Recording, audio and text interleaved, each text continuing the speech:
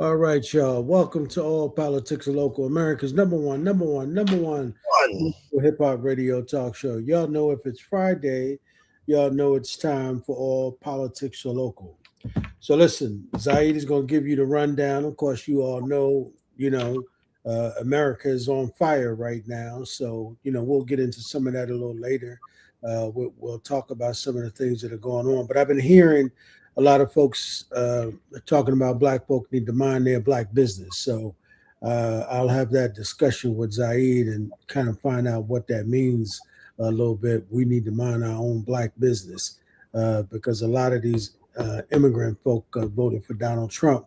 I know they didn't vote for this, but that's what some folk are saying. So I'll let Brother Zaid do the rundown and we'll come back. We'll talk about a lot of that. And we've got a very, very full show as always. In just a Mississippi minute, we're going to introduce you to a young man from my hometown of Plainfield, New Jersey. There's an organization in Plainfield called Frontiers International, getting ready to observe its 50th anniversary, a very important grassroots fixture in Plainfield, and they will be hosting their annual Dr. King breakfast or brunch in just a Mississippi minute with a very special guest.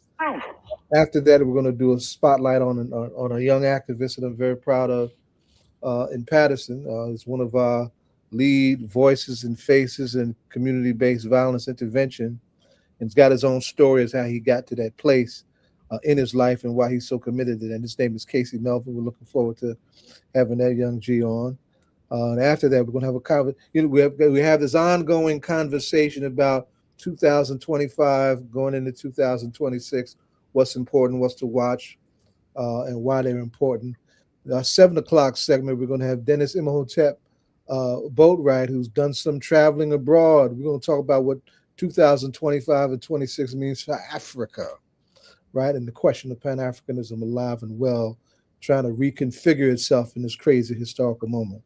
7:45, we're going to extend that with 4 incredible minds. Professor Akinyele Umoja, who has been here before, and it's one of my favorite comrades in the New African Independence Movement.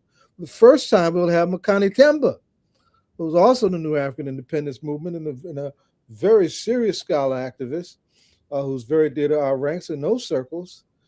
Dr. Melina Abdullah will rejoin us. She'll be coming back.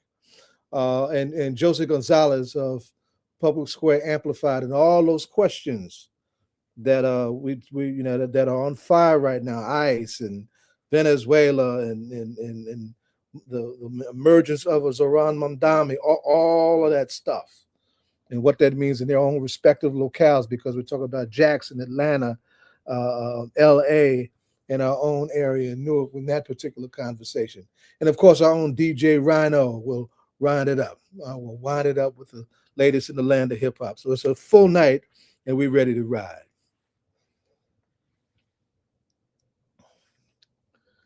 Yes, sir. You're muted, Ed.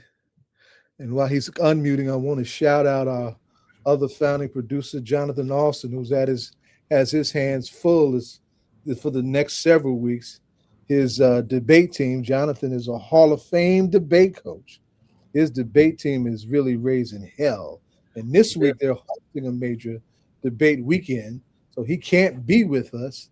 And has been on pins and needles trying to make sure everything is tight and right with his students and what they're getting ready to do. Safir Jenkins has come. Yes, sir. Yes, sir. Good to have you, beloved. Safir, I want you to talk about a lot with Frontiers International. But, when I first met you, I thought you were through and through, right? You got to tell us your own Plainfield story first, because, our town has got a profound history that I need to remind folks about periodically.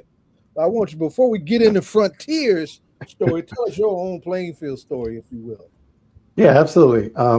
So, I guess I am still of Newark, as you mentioned. My mother and family grew up here in Newark, and I spent much of my childhood in Newark.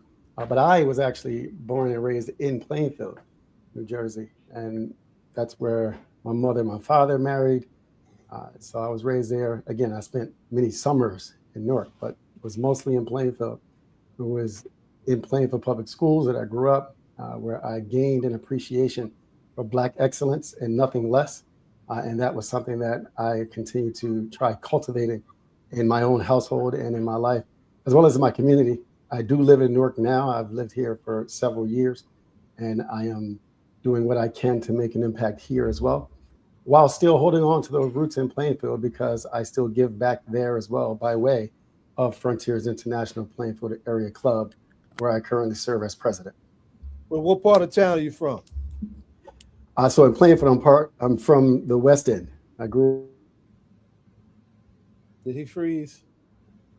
Oh man, we just getting started. We're going through that already. So I feel you froze. If you can hear me, I want you to go out and come back in. Can you hear me now, son? Yeah, he froze. Yeah. Go out and come back in. West 3rd Street. Can you hear us now? Yes, I hear you. Can you hear me? You froze. We just getting started. We can't have this too early in the game. But you were trying to say that you're on the West End. Go ahead. Pick up from there. Yeah, I grew up on West 3rd Street in Plainfield. Right in Weston Gardens, also known as the Bricks or the Projects. And, you know, growing up through many challenges there, but I overcame, because they definitely taught me some resilience and how not to, buy into the stereotype that I have to look like what I've been through. Yes, sir. Listen, Ed, you will appreciate that. On our West End is where we had the 2nd Street Youth Center, still there. Yeah. Out of the 2nd Street Youth Center, we had our gym. And those all of my teammates, all those killers that came out of our gym, right there on the West End, out of the 2nd Street Youth Center. In fact, the 2nd Street Youth Center, the corner of 2nd Street and Lee, is now Albert Mills Way. That's right. Right, named after my teammate Albert Steele Mills, who was a hell of a middleweight, and I was his body bag for 4 years in a row. And proud to have been his body bag too, because he was a hell of a brother. I really miss, like a brother to me in a very, very real way. I miss him dearly. Right, the West End of Plainfield. That's right. Once upon a time, also had a rifle factory. Like, you know, I'm gonna go there, Safir. Right. Also had a rifle factory. Way back in 1967, when things were getting hot in our cities like Newark, our field slaves, unbeknown to me, did what they were supposed to do in their own maroon ancestry and clean that rifle factory out. Yeah. And then did an armed maneuver and popped some off on the fire department in Plainfield as a message to the fire department. If not only are we sending a message to the police, but we're sending a message to the fire department too. If you're thinking about using water hoses and stuff on our people, like they did in Birmingham and all of those places, and the only casualties, the Plainfield rebellion, were on the other side. That's right. Because our uprising was on. I have no problems making people appreciate that and respect that wherever and wherever I go. Right. Yes. So that's Plainfield now. Little town, but in the west side of Union County, but a town full of scrapping maroons. Absolutely. Right? Absolutely. And I went to 2nd Street Youth Center myself. I know you did. So tell us about Frontiers. 50 years. For any organization. Yeah, actually, it's given what we face in our community, to be able to be functional the way Frontiers has been functional for 50 years is quite a story and quite a feat. Tell everybody about Frontiers if you can. I'll be glad to. And actually, I'm glad that you give me the opportunity, because Frontiers International Plainfield has been around for even longer than that. But I'll give you some clarification on that in a moment. But starting with Frontiers International Incorporated, it was founded in 1936 by Nimrod Allen of Columbus, Ohio. And it was founded to empower Black professionals to serve during an area of exclusion, as we know it. And that's putting it mildly. But Plainfield, as a local club, we were founded 64 years ago by the legendary Westry Horn himself. Our motto is that we serve as an organization dedicated to advancement through service. And that's a mission that Horn championed for over 6 decades as our leader. As we stand today, I know we can all appreciate that we're standing in the midst of the urgency of now, as Dr. King put it. Yes. There's this knock at midnight that he wrote about. Yes. And really, it's around that topic, that theme that we gather. And we gather because the knock at midnight represents the loudest sound you'd hear because it's startling. And so it's something now that is louder than ever. We're facing systemic violence. And when you think about it, and I'm glad you brought these topics up, and I won't spend too much time on them, but last year alone, we hear a lot about what happened just this week with Renee out in Minneapolis and how it was a tragic start to the year. But the divisiveness that we're seeing in America now, obviously it's going on much longer than that. And what's hidden is often what's worse than what we're seeing. The violence at the hand of people in custody with ICE really extends far beyond that. 25 people died last year in their hands. And then even Renee's killing this year is not even the first one for 2026. That's right. But the reason we're hearing about these is obviously because you have cameras, you have footage, and you also have the ability to relate to this individual, likely because of the demographics that she represents. And so MLK offered an antidote. His vision of justice for the marginalized, it wasn't just a dream, although he called it that.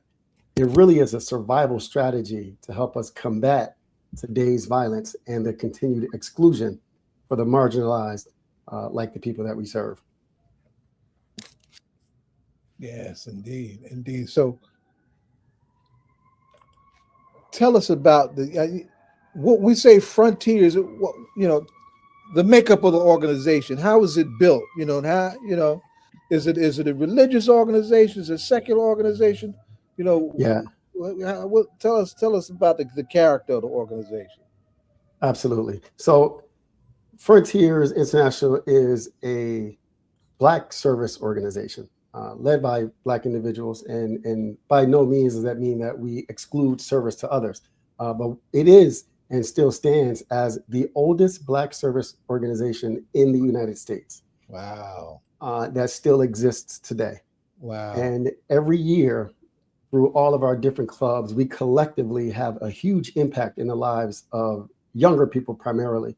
For example, our Junior Frontiers program is responsible for sending upwards of 50 young people each year on an HBCU college tour or a trip to Africa, where we have partners there who they get to sit under and learn from while they're there and better understand not only the origin of their people, but some of the challenges that continue to plague them today and how we have a whole segment coming up on Africa in the last year or so. Okay. Right? Tell us some of the places where your students have gone to Africa. Ghana and Ethiopia and a few others as well, as well as Haiti, Haiti. So oftentimes the goal, though, is to give them this experience through the pilgrimage so that they better understand that there really is no limitation on their life that they can't overcome. And they have more means now than they probably realized to be able to give back and to cultivate a brighter future for everyone that they touch. That's incredible. It's good stuff. That's good stuff. I'm really glad to hear that. That I didn't know. Yeah. I'm really glad to hear that. And the more I hear about Frontiers and what y'all do, the prouder I am of you and what you do. So I'm really glad you're here. Now, how many years has it been since the establishment of the Martin Luther King Breakfast? So that is where 50 years comes in. This will, in fact, be our 50th year of having a memorial celebration such as this. And another interesting point is that we also are responsible for hosting the longest lasting MLK Memorial of this type in the state of New Jersey and the broader region. Something we're proud of, but certainly something that we have to maintain and sustain if we want to continue making that type of impact in our community. From its earliest days, if you know, who among some of Dr. King's colleagues and comrades were involved in that, if you know? So I would say Dr. Bethel. He's also he's still living today, and yes. He is one of our historians. He wrote a book that is largely about Frontiers International Plainfield. I would encourage. Did he really? I've met Dr. Bethel. I did not know that. Okay. Yeah. He was involved in the club for many years. Earlier, one of the founding members as well, or shortly thereafter. Again, Wesley Horn as well, because he too had interaction and engagement with King. And, you know, the work that these two have done is really tremendous, because they didn't just create an organization collecting individuals who were willing to put in work to make a difference, but they established a legacy that would be longstanding by doing all the necessary legwork so that this organization would not easily fall or dissipate. They went through all the challenges that existed at the time, trying to get with banks and try to work with the government to formally establish the organization. And they were successful at a time when that would be largely difficult or really unheard of for other organizations. You know, where I was going with the question, I was hoping you would have lifted up, and if you, and it's okay that you didn't. Y.T. Walker, who's integral in the forming of SCLC with Dr. King, and even has been its executive director. And a mean preacher is also from Jersey. He's from Merchantville, New Jersey, and wound up in the post-Martin days doing some great work with his own clergy mission, his own prophetic mission in Harlem at that Concord Baptist Church, and that neighborhood that church has had a big impact on the Harlem community on a number of fronts, including something that we don't talk about enough and are not organized well enough around in this particular moment, and that is affordable housing. Y.T. Walker, man, and he wasn't as nonviolent as Dr. King. He'll tell you in a minute that and when they were out there, he kept a 32 with him. Close to keep it. yeah. YT's name is definitely inscribed in that legacy. So now this year, you have a very special guest. All of your guests have been special. Let me say that, right? Yeah.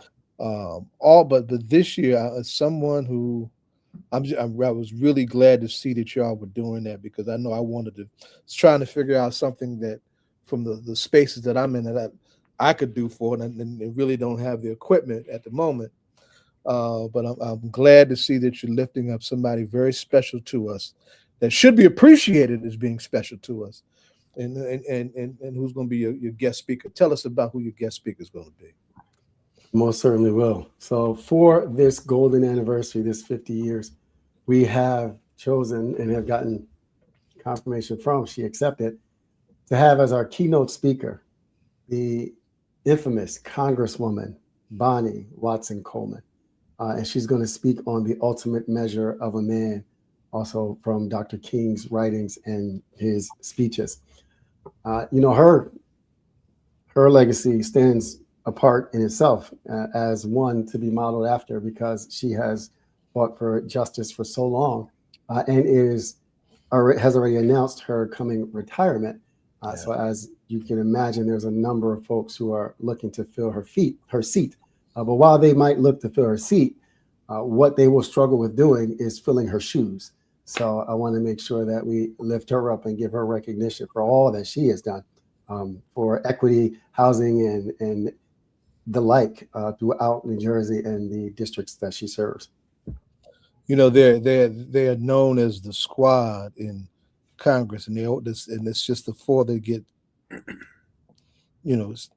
made the standouts, and that's Ayanna Presley, Alexandria Ocasio-Cortez, Ilhan Omar, and Rashida Tlaib. But there are more who belong to the Congressional Progressive Caucus, right? And not a whole lot, Right. But there are more, right? The only one in the New Jersey congressional delegation that is unapologetically progressive Yeah. is Bonnie Watson Coleman. 100%. When Gaza was being torn to shreds, and it still is, you got over 400 people killed in Gaza since this so-called fake ceasefire has come through. She was Yeah. the first and only in our delegation to condemn that and to call for a ceasefire right away, right? Right. Against the grain of the Zionist lobby and the stranglehold that it has on so many in the Democratic Party that has made others silent when they should be quite loud.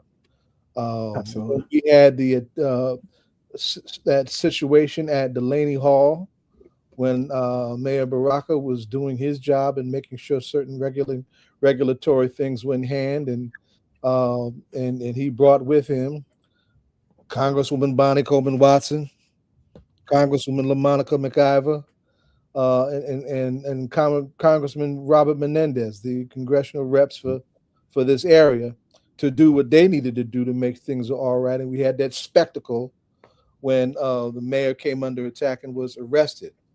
And I was when all that was playing out, and I rushed to the space like so many of us did when we saw how it was happening. I was very very worried about what could have happened to her physically. Miss Bonnie is a petite woman, 80 years young. Yeah. Doesn't need no mass bullies with badges and guns putting their hands on her. I was really worried about how that could have gone for her, but she was right there. Yeah. And by the grace of the God of our ancestors, she wasn't harmed, but she was very much a part of that very foul demonstration of law enforcement abuse that is so characteristic of what we're seeing of ICE. 80 years young, getting ready to retire. She was just a grand queen mother who I personally have my own pride and honor for. So I just have to say that, and I'm looking forward to it. Real quick now, where and when is the breakfast going to be, and how can folks plug in to investing in tickets so they can come? Yeah. So again, this is a very momentous occasion, and this is the most opportune time, in my opinion. When you think about New Jersey as an example, New Jersey was known as the slave state of the North. It was the last to abolish slavery. It maintained apprenticeships long after the Emancipation Proclamation. And moreover, it even provided financial incentives to enslavers by offering them property and other resources to encourage them to relocate to New Jersey with their enslaved African Americans. So I say all that to say that the time is ripe for us to gather and do something about it. Dr. King himself knew that political freedom without economic parity was a hollow victory. And so we address that gap today through our scholarship programs, and all the proceeds from this event that go to our scholarship program will be awarded to local young people who have applied and will be selected from the pipeline of students that we received.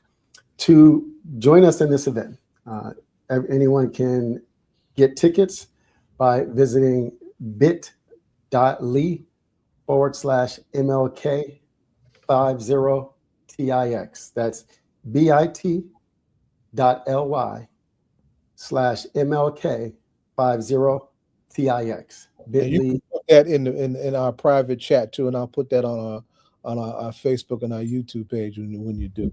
Okay. Perfect. And if there is anyone who would like to sponsor the event, we still have some sponsorships available, and those are available at bit.ly/MLK50 sponsor.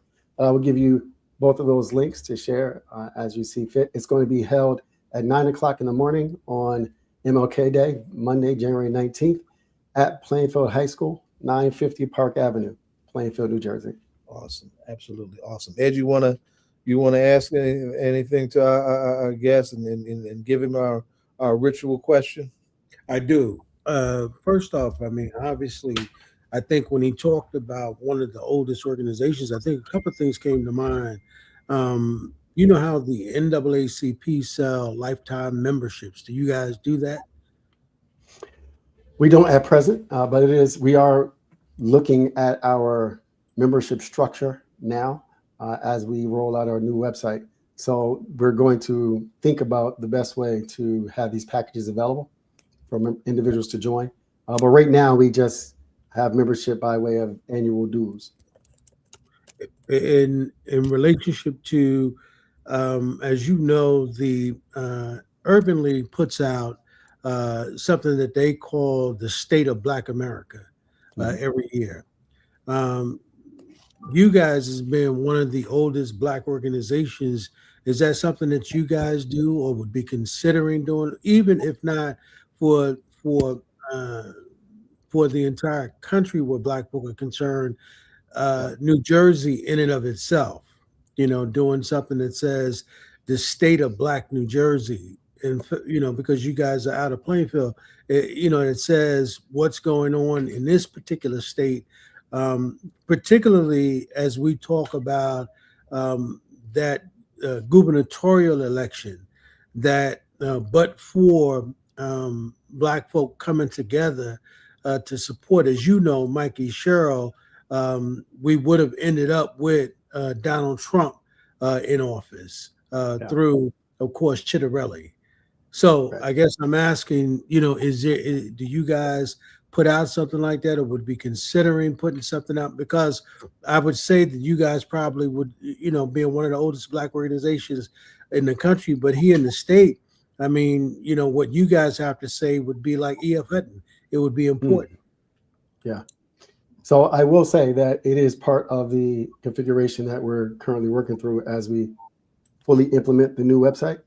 When it's available, it will have a newsletter component where we haven't yet decided on a name, but it will address issues plaguing Blacks in New Jersey and really provide resources and means for them to collectively, collaboratively, or individually seek to overcome the challenges that we're facing. But it is an important topic that's raised, and it's certainly something that, as I said, we are going to be incorporating in the website design by way of a newsletter, but certainly we will always address those types of issues. We do host at least 2 lectures quarterly, and we've been broadcasting them on social media as well, and we address topics that are paramount to the lives of Blacks individuals in New Jersey, and particularly in our areas, the Newark and Plainfield general area, such as equitable access to housing or housing discrimination, the lost history of Blacks in America, and really everything in between, including health and wellness and mental health, which is a largely under-touched topic in our community. Yeah, I mean that sounds incredible, because as you know, I mean, with everything going on in this, particularly in this particular country, as well as some other NATO countries, as you know, people are extremely concerned, and we're going to talk about that later on in the show with some other folks from the West Coast. But as you know, people are extremely concerned about what's happening in the country. But we need to be speaking to Black folk, because I've had some conversations with some extremely elite Black folks, and these folks are basically saying we should just mind our Black business because we tried to tell them so, right? Yeah. Based around supporting Trump, and he's attacking some of the very people, even the Somalian brothers and sisters, right? We've had some conversations with, and these brothers honestly said that they believed that Donald Trump was going to open up opportunities for them, and they are absolutely. I mean, and I've had some conversations with some of the well-placed brothers and sisters in this country, and they supported him over Harris, and I absolutely could not believe that, my brother. And so that's why I'm saying we need to. I mean, of course, I've invited them on the show and said that, perhaps invite them on with the mayor on the mayor's forum, because, you brothers, coming from Africa, I don't know if you brothers really understood completely the component of Black folks in America. Right. And he said he would venture now to agree that maybe he didn't understand the complexities of someone like a Donald Trump, whom they thought they could believe, who, as you know, is he lied like somebody tell the truth. You just can't determine what the truth, and the problem is they believed it. So I would say you guys, as being an important organization, because I'm familiar with another organization that is organizing now, that is organizing to create a low income housing party, right? With Zoran Mandani out of New York City, and of course the brother who just won here in Jersey City, as you know. I mean, they all won based around talking about affordable housing. Yeah. Right. And that seems to be the conversation. But it's our people that we need to be speaking to, because our people are I mean, we can look at what's happening to other folks, but that old saying with us, if it happens to them, during the daytime, they coming for us at night. Right. Right. You're absolutely right. And really, it just speaks to the fact that that's why we focus heavily on education, awareness, understanding, skills building, upskilling, because what seems to be lacking so broadly in this country today is critical thinking. The masterminds behind social media and the media alike, the billionaires and the elites, are leveraging it to their benefit, because we now are poised to buy into whatever we see on the screen. That's and right. If we can be convinced that the devil himself can be trusted and will do something for us, then we're buying into it, because we're not thinking about their reputation.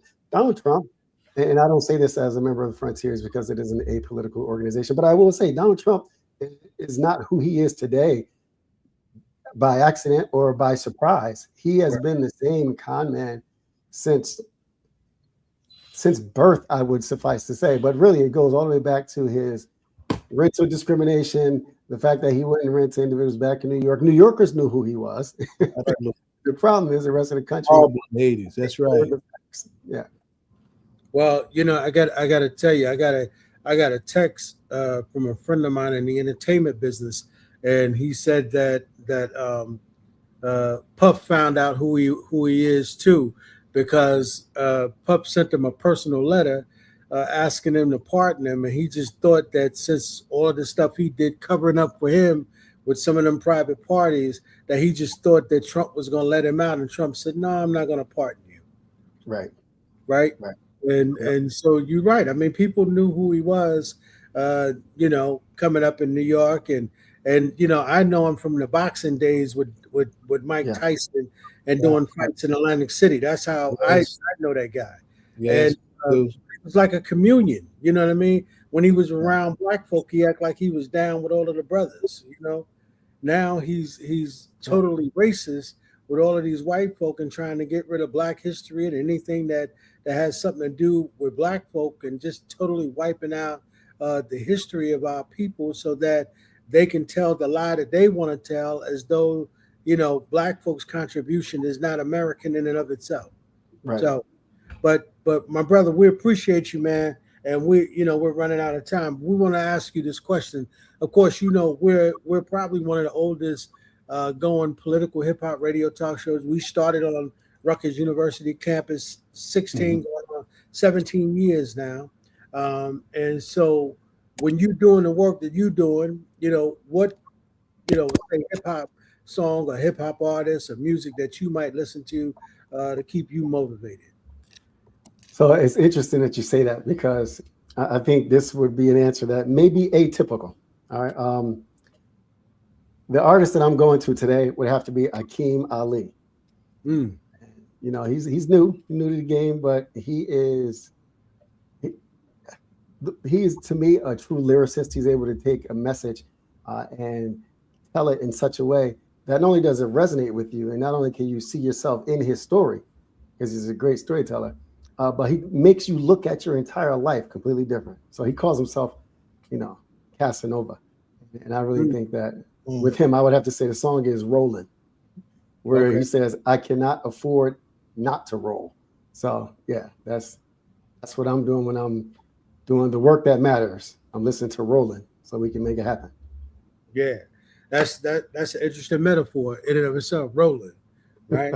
You Yeah. know, appreciate that, my brother. Thank you very much, man. We appreciate you coming through, and of course, I know Zaid. If you don't know, man, we offer you an open invitation, my brother. Anytime you want to come through, be part of the conversation. I saw that brother Kafeli was putting up some messages to you. You know, Yeah. Yeah. He said he was out of Plainfield too. I saw that.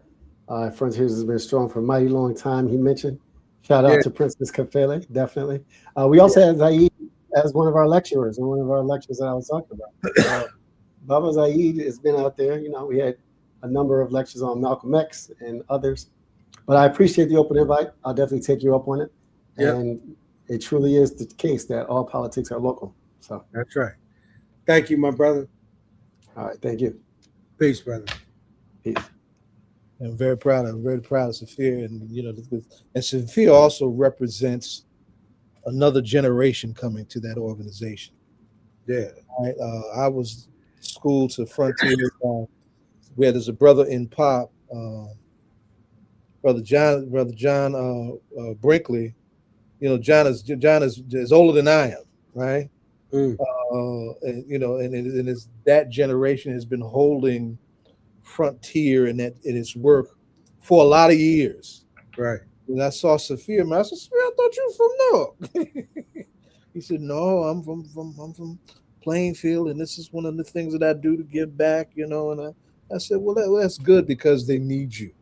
Yeah. And he has represented that work and has brought, that next generation energy, to the work with great dignity. Safir's got a background in education, and he brings that, that standard. And I think Kafele has been one of his speakers. A bunch of us, Bill Davis, a bunch Right. of us have done. Bill is still in Plainfield. Bill is in Piscataway. Now I take that back.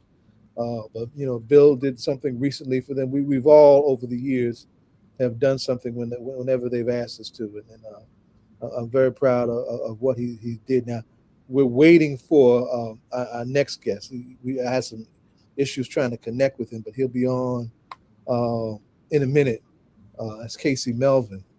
But yeah, I just wanted to say something about what you were raising to Safir, about some of our immigrant brothers. That's one of the things that Malcolm tried to blow the whistle on Mm-hmm. many years ago, is the way the U.S. uses its imagery in terms of media and entertainment and whatnot, and how it exports that to other countries Right. for the U.S. Information Agency to create this picture of all is well. There's Yeah. all inclusion, and there's if there's anything wrong with black folks, for the most part they're happy, and if they're not happy, don't get caught up in their stuff. Right. And they have been feeding that line to our people in the Caribbean and to the continent for as long as they have had the capacity to export media for this empire. Right. And in Malcolm's time, do you remember Carl T. Rowan? You remember Carl T. Rowan? Absolutely. Yeah. Carl T. Rowan's first major gig was over the U.S. Information Agency to put a black face on that in the 60s. Malcolm called him out and called that out.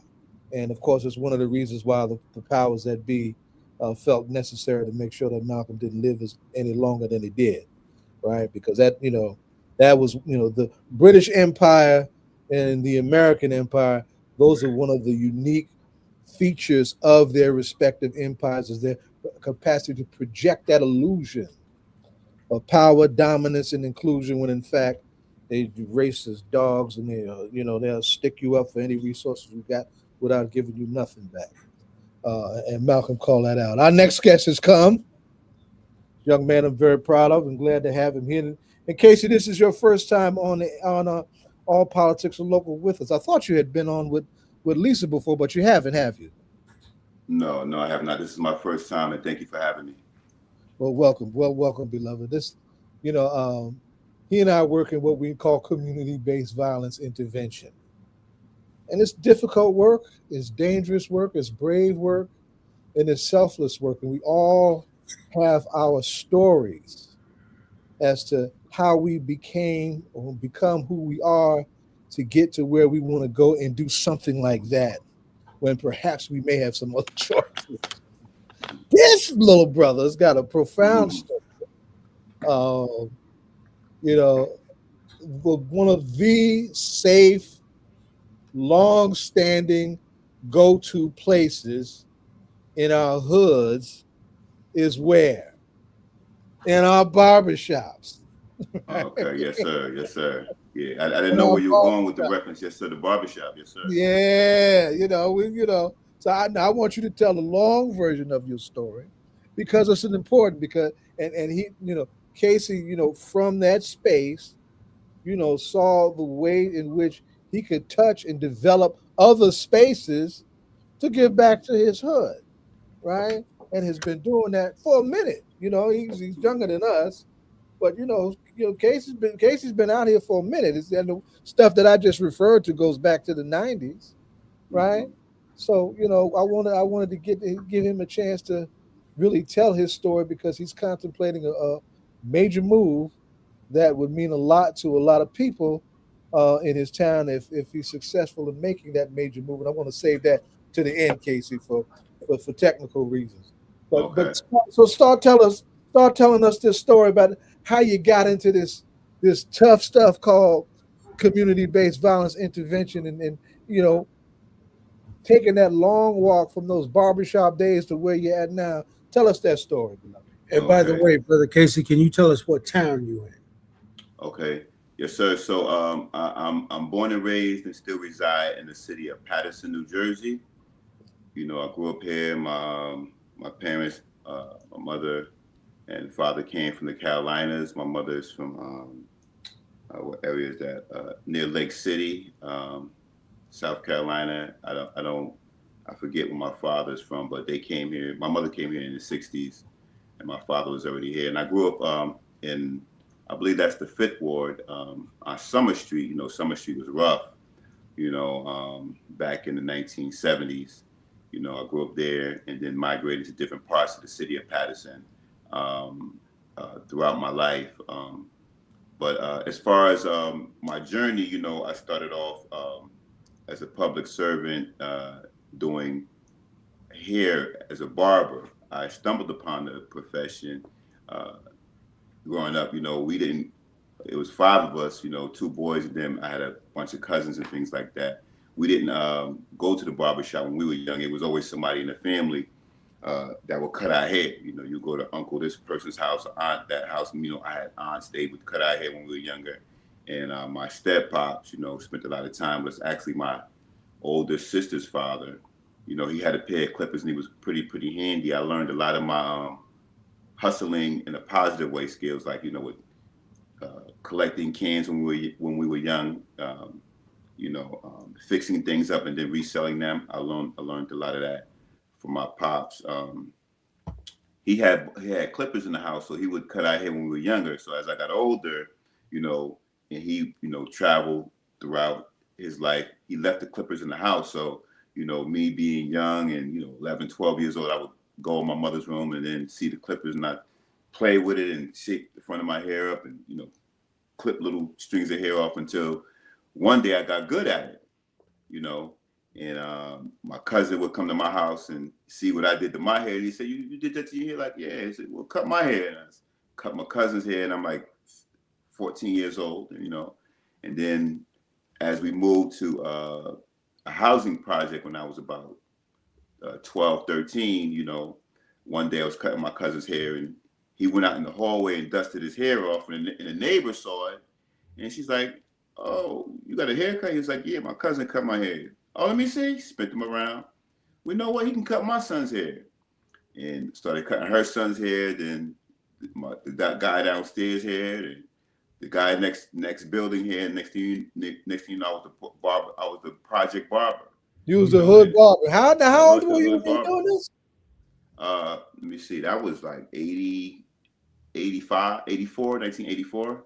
Yeah, cutting hair in the house, and then I was, I was skillful with the art. I know how to draw and sketch like that. So what I was doing, my the way I actually, blew up as a 15, 16-year-old barber was I would do designs in people's hairs because I knew how to draw. I would draw like cartoon characters, Mickey Mouse, Donald Duck, the New York City skyline, buildings and things like that in the back of people's hair with clippers. So I became very, very popular in the hood. It was like the J.J. Evans of hair cutting, in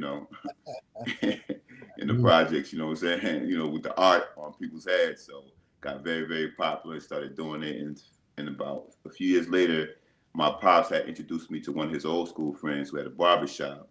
And around 1990, he allowed me to come in there and cut on weekends. And then I worked for him for about 4 years. And when I turned about 23, I opened up my own barbershop and started off with 4 chairs and went to 8 chairs and then went to, 15 chair. I had a 15-chair barbershop.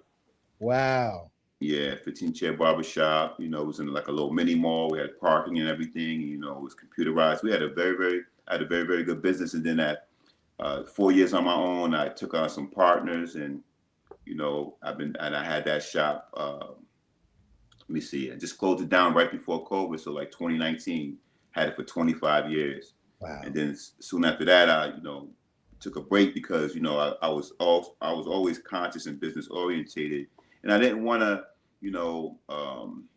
rent for a long time, and I found myself going from a 6-year lease to a 25-year lease. Mm-hmm. And after new owners took over the property and they raised the rent hundreds of dollars, I said, you know what, this is it.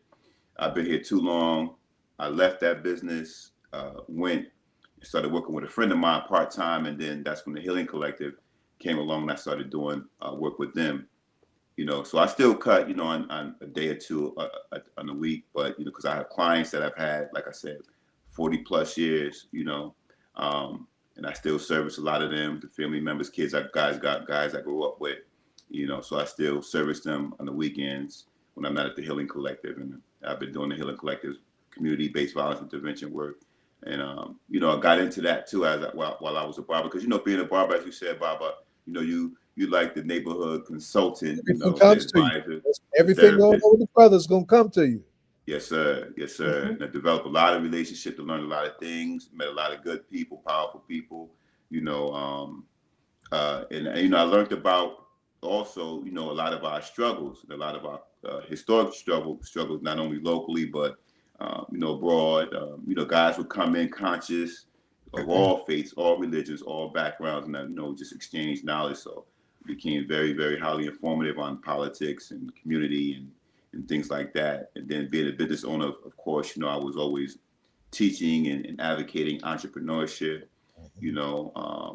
and through that, building relationships and things like that. I met a brother named Rashawn Dixon, who I had known back when I was cutting here in the housing development. He would come up there from another side of town, like up the hill and down the hill. He was like from down the hill area. And,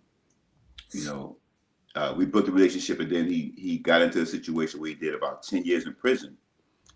And when he came home, we had an organization. It was a community-based organization called the Brothers of Paterson, which was an acronym which stood for Brothers Reaching Out to Help Everyone Rebuild Self. A whole bunch of guys, different backgrounds. And our objective was to create an environment that influences, enables, and empowers the men in our community towards activities to succeed in life through social, financial, and educational awareness. And we would do like different community events, promote technology, promote entrepreneurship, good health, and have conferences and things like that. Teamed up with the Housing Authority, sister from the town. She was a police officer, and she worked with the Housing Authority, and she would help us organize different events in the community. And while I was doing the work in the organization, Rashawn Dixon, formerly incarcerated militant brother, came home from prison.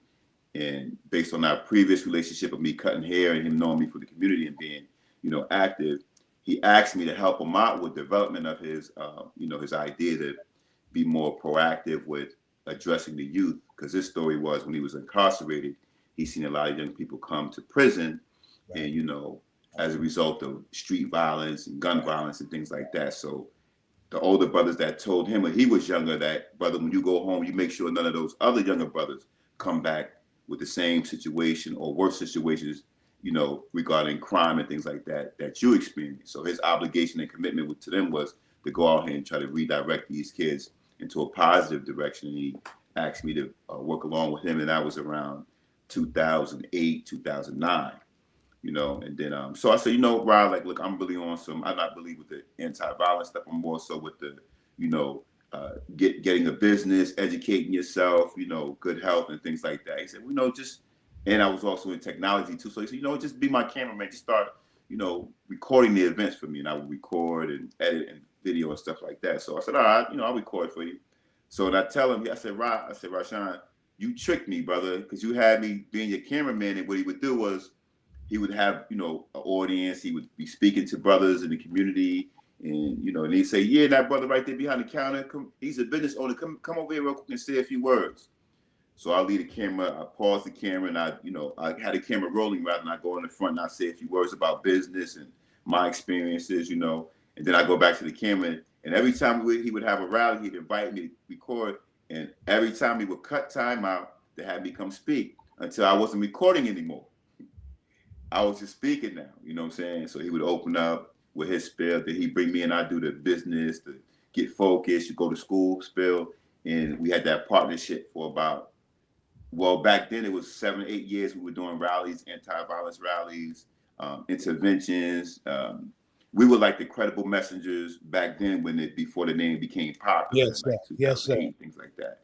And then, you know, and our greatest moment was when we stopped the violence in 2015, where they had up the hill and down the hill rivalries, and we had got some young folk together. Him and a number of other, you know, conscious, strong, community-oriented brothers got together and had these young guys who had just got off of a serious incident where one side of the town had killed another member of town who was a young, aspiring athlete.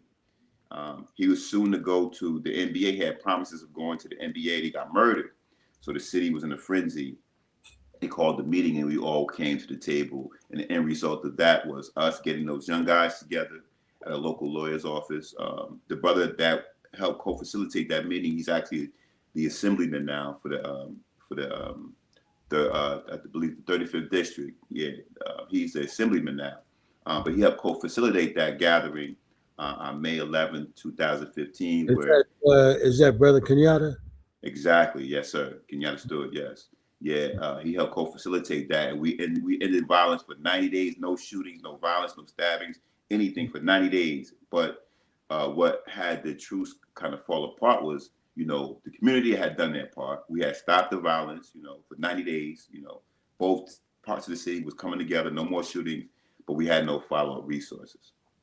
So slowly but surely, everything reverted back to the way it was, you know.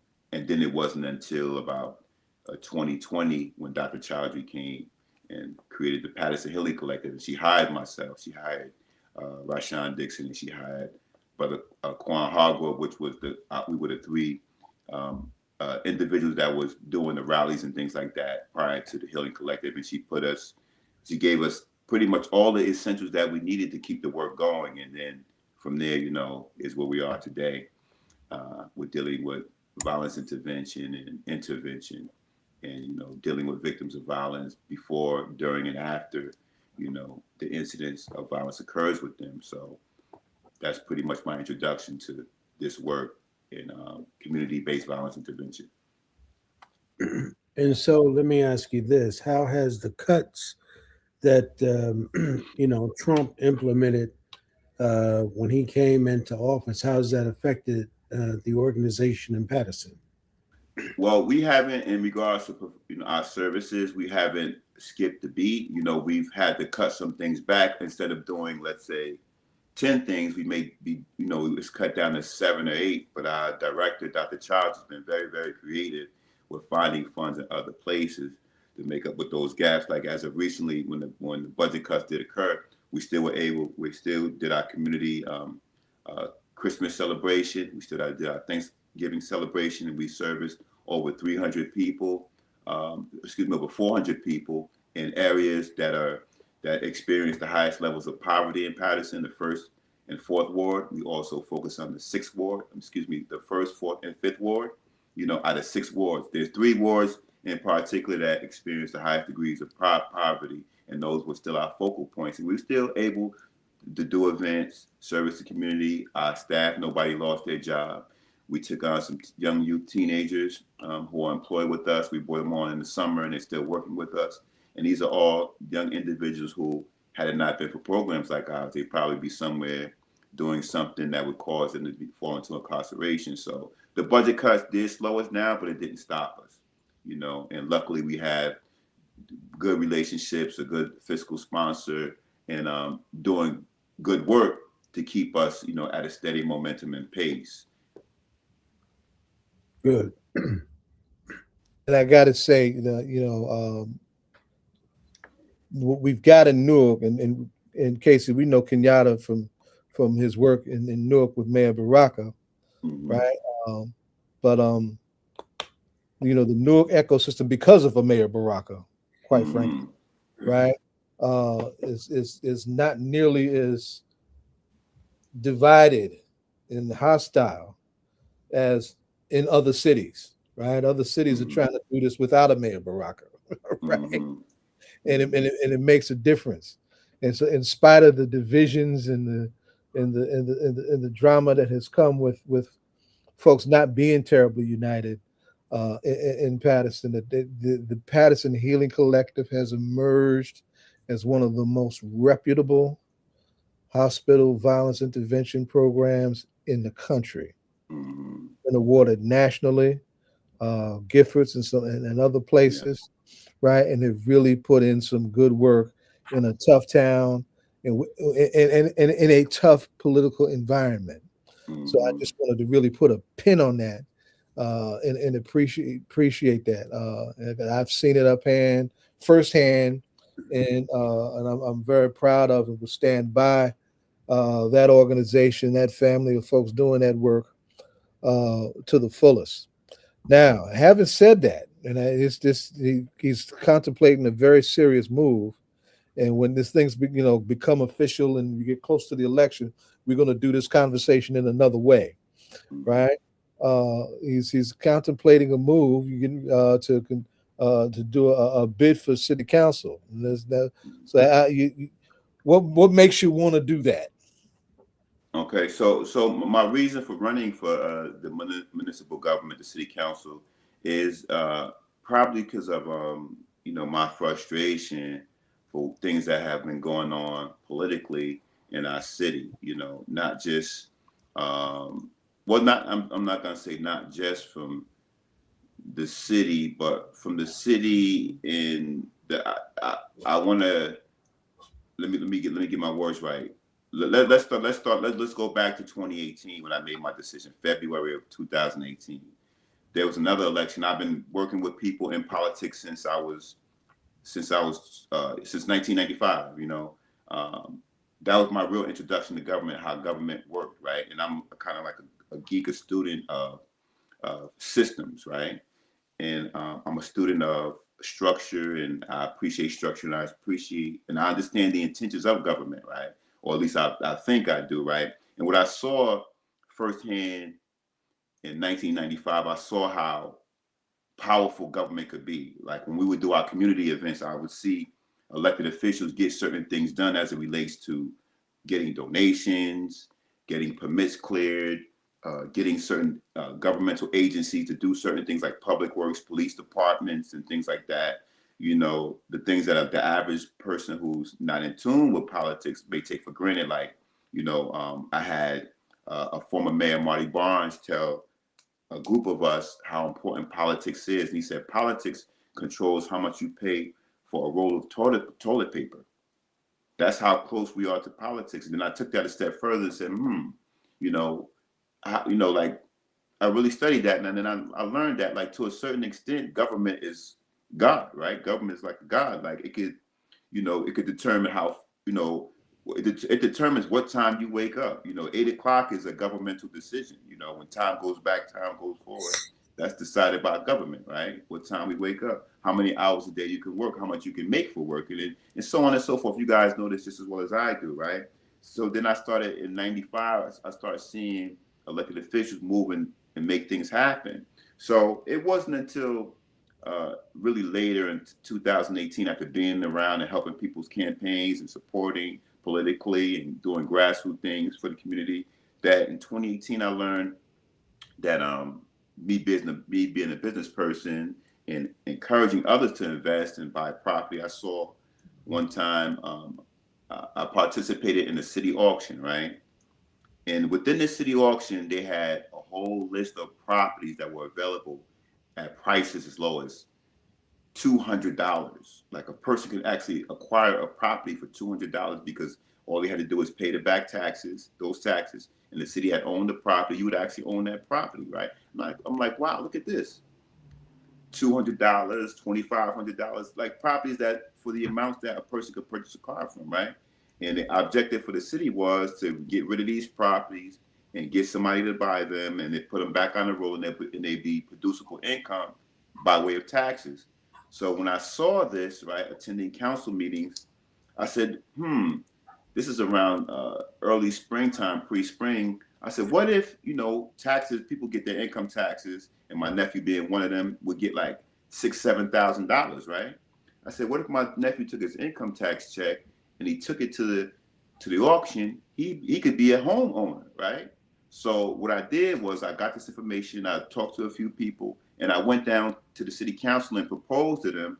I said, well, you guys, instead of doing the auction in March, what about doing it in April or June when a person gets their income tax, and they could be able to purchase these properties, and these properties could be owned by residents. So, I pitched this to one of the council people, and they were like, oh, yeah, that sounds like a good idea. That shouldn't be a problem. Yeah, we should be able to move that. And then, the following week, they go to present it in the workshop, and I'm sitting in the workshop, and I said, okay, we're going to take care of that. We're going to move it, and I'll leave. I get a phone call from a brother who was on the council at that time, and he said, well, they didn't approve that, right? I said, no, you can't be serious. He was like, yeah, they didn't approve it. They decided to still keep it later on. Do it early and forget about that whole proposal you gave. But I'm like, they told me that they could do that. So I was frustrated, right? And I said, you know what? I complained about a friend of mine, right? And I'm like, that's a shame that they wouldn't even allow the residents to get the property. They wouldn't, it sounded like a good idea. It would create a lot of homeowners, make housing affordable. And this is in 2018. This is 7 years ago, right? So the lady said to me, she was like, yeah, you pretty smart. Won't you run? Like basically you do something about it. Like you run, you should run for office. And then when you're in office, then you can be that sort of change. So I'm like, nah. And I didn't say anything, right? And then the next day I gave her a call and I said, look, if I ran for office, would you support me? She was like, heck yeah. And we took off from there in 2018. It was only the election, this was February. The petitions, the run had to be in by March. In less than 3 or 4 weeks, we got 1,300 petitions. I think the requirement was 800. We got 1,300 people to sign my petition for me to run. So that was I'm like, oh, wow, look at this. Like 1,300 people, we only needed 8, and we did this in a few weeks, turned those petitions in, and that was my first time going into office and running as a candidate because, again, I was frustrated. I got tired of just complaining to myself and my peers. I decided to take a bold move and do something about it by being a part of that change I was looking for. So that's kind of really what propelled me to go in 2 feet as opposed to playing the background. It was like, writing music and doing background vocals. Now, I decided to actually be an artist this time. So that was, kind of what pushed me. That I was frustrated by what was going on politically. Let me wind this up in this way. And I got to tell you this story. And it's one of my favorite Paterson Healing Collective stories. It's my favorite Casey story. It's just like we have a cast of characters that come to city council meetings and just kind of go off, right? In Paterson, there's the going off happens between the council members. Exactly. This is in the aftermath of us losing Najee Seabrooks, and I need to make an announcement about Najee before we let Casey go too. We were rallying, about Najee and what the city could do. about holding those officers accountable for taking Najee out. And one of these council persons was in a major disagreement with another council person and stormed out of the meeting. When you just went and shut the doors, it was almost like a grown man having a tantrum. That's what it looked like. Right? And then it came time for Casey to talk, right? As a community member speaking to city council.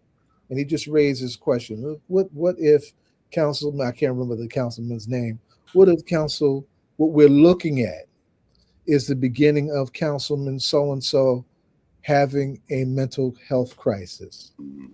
What is going to happen next? Is there someone among us in our community who's equipped him and who knows him, who can get to him to help him, to take care of him and get him the help he needs? Or are the police going to come in and kill him like Najee was killed? And the room was packed. Right? Folks were up, about what was happening with Najee. We were packing city council and rallying regularly at City Hall, right? And you could hear a pin drop the way Casey brought all that down and brought that together. And that was a golden moment for all that we do together, right? That this young man embodied. And when you see him working with those young men in the collective, he's that solid, professional, true to his hood brother that they all go to and all look up to, and they should be looking up to him, right? So I just want to give you that love and appreciate that. We got to wind down, so I just wanted to. I'm gonna put in the chat the information for the Paterson Healing Collective. But let me just ask you this now. Now, when is the next city council election? I know it's a little ways from here. So the election is May 12th, 2026. It's the council at large race, which encompasses the entire city. There are actually 9 council members, 3 wards, 3 individual legislators who are dedicated to that ward. 6 that are dedicated to that ward. Then there's 3 at large, which totals 9. So, and their elections are separated by 2 years. So the next 2 years it'll be the wards race, but this time in May 2026. It'll be the 3 at-large seats and the mayor. Yeah, 3 at-large seats and the mayor. So a person can vote for 3 people for council at large and then 1 mayor. And it's May 12th is the election. And I'm hoping that this time, this is my 3rd time running. That. Oh, really? People, okay. I wasn't aware of that. Okay. 2018, 2022, and now 2026. And I'm feeling hopeful and optimistic about this because this is a time of consciousness. Like, people are really accepting real people for office. I'm looking at New York City with Mandami, I'm looking at how well Ras Baraka did, with the governor's race. I'm looking at a young lady who speaks truth to power in Paterson. She got the highest amount of votes in Paterson's history for school board, Sister Valerie Freeman. I'm looking at Akinyele Stewart, not having an endorsement by the party at all, and then being a top vote getter in the assembly election. So this is a point in time where people are not being, having the wool pulled over their eyes, and they're not being bought by, the status quo, these systems of what government's supposed to be like. They're actually, investing and putting their votes behind good people. So I'm looking to capitalize off that momentum, and I think it's time. Awesome. Well, that's powerful, and so we're looking forward to that, Casey. Right, and I'm glad we were able to have you on. Ed, you want to ask Casey the ritual question as we wind him up? Yeah, of course, man. But I want to ask you a question though. So, I want to make a statement. As you know, Mayor Baraka ran a number of times as well before he actually won on the city council. So I think you ought to take that as an encouragement, my brother. Absolutely. Don't quit, man. Keep going. Absolutely. You know what I mean? It may have not have been your time then, but this may be your time now, right? And one of the things I can tell you as a political scientist, I can tell you that, the 2 most important things in politics, at least what they teach us in college, they say that, it's name recognition and it's money. And so, the mayor didn't necessarily have money, but what he had was he had the Baraka name. right? And behind the Baraka name, he had the work that he was putting in the street. You may not have a Baraka name, but what you have behind you, my brother, is the work you put in. Good work. Damn And good. and that's what you got to count on, right? Go back and knock on them doors, talk to them people, and the most important thing is to be able to get them people out to vote, right? Just being able to get them, if they support you, just be, count the votes, man. What was the number for the seats you running for? How many votes did those people get to win? And all you got to do is do the math, man. And then just get more votes than that person got and bring your people out. You sound authentic to me. I don't really know you, but if my brother Zaid say you are the man, the real deal, then my brother Zaid vouching for you say to me that you the brother that should be on the council, right? Yes, sir.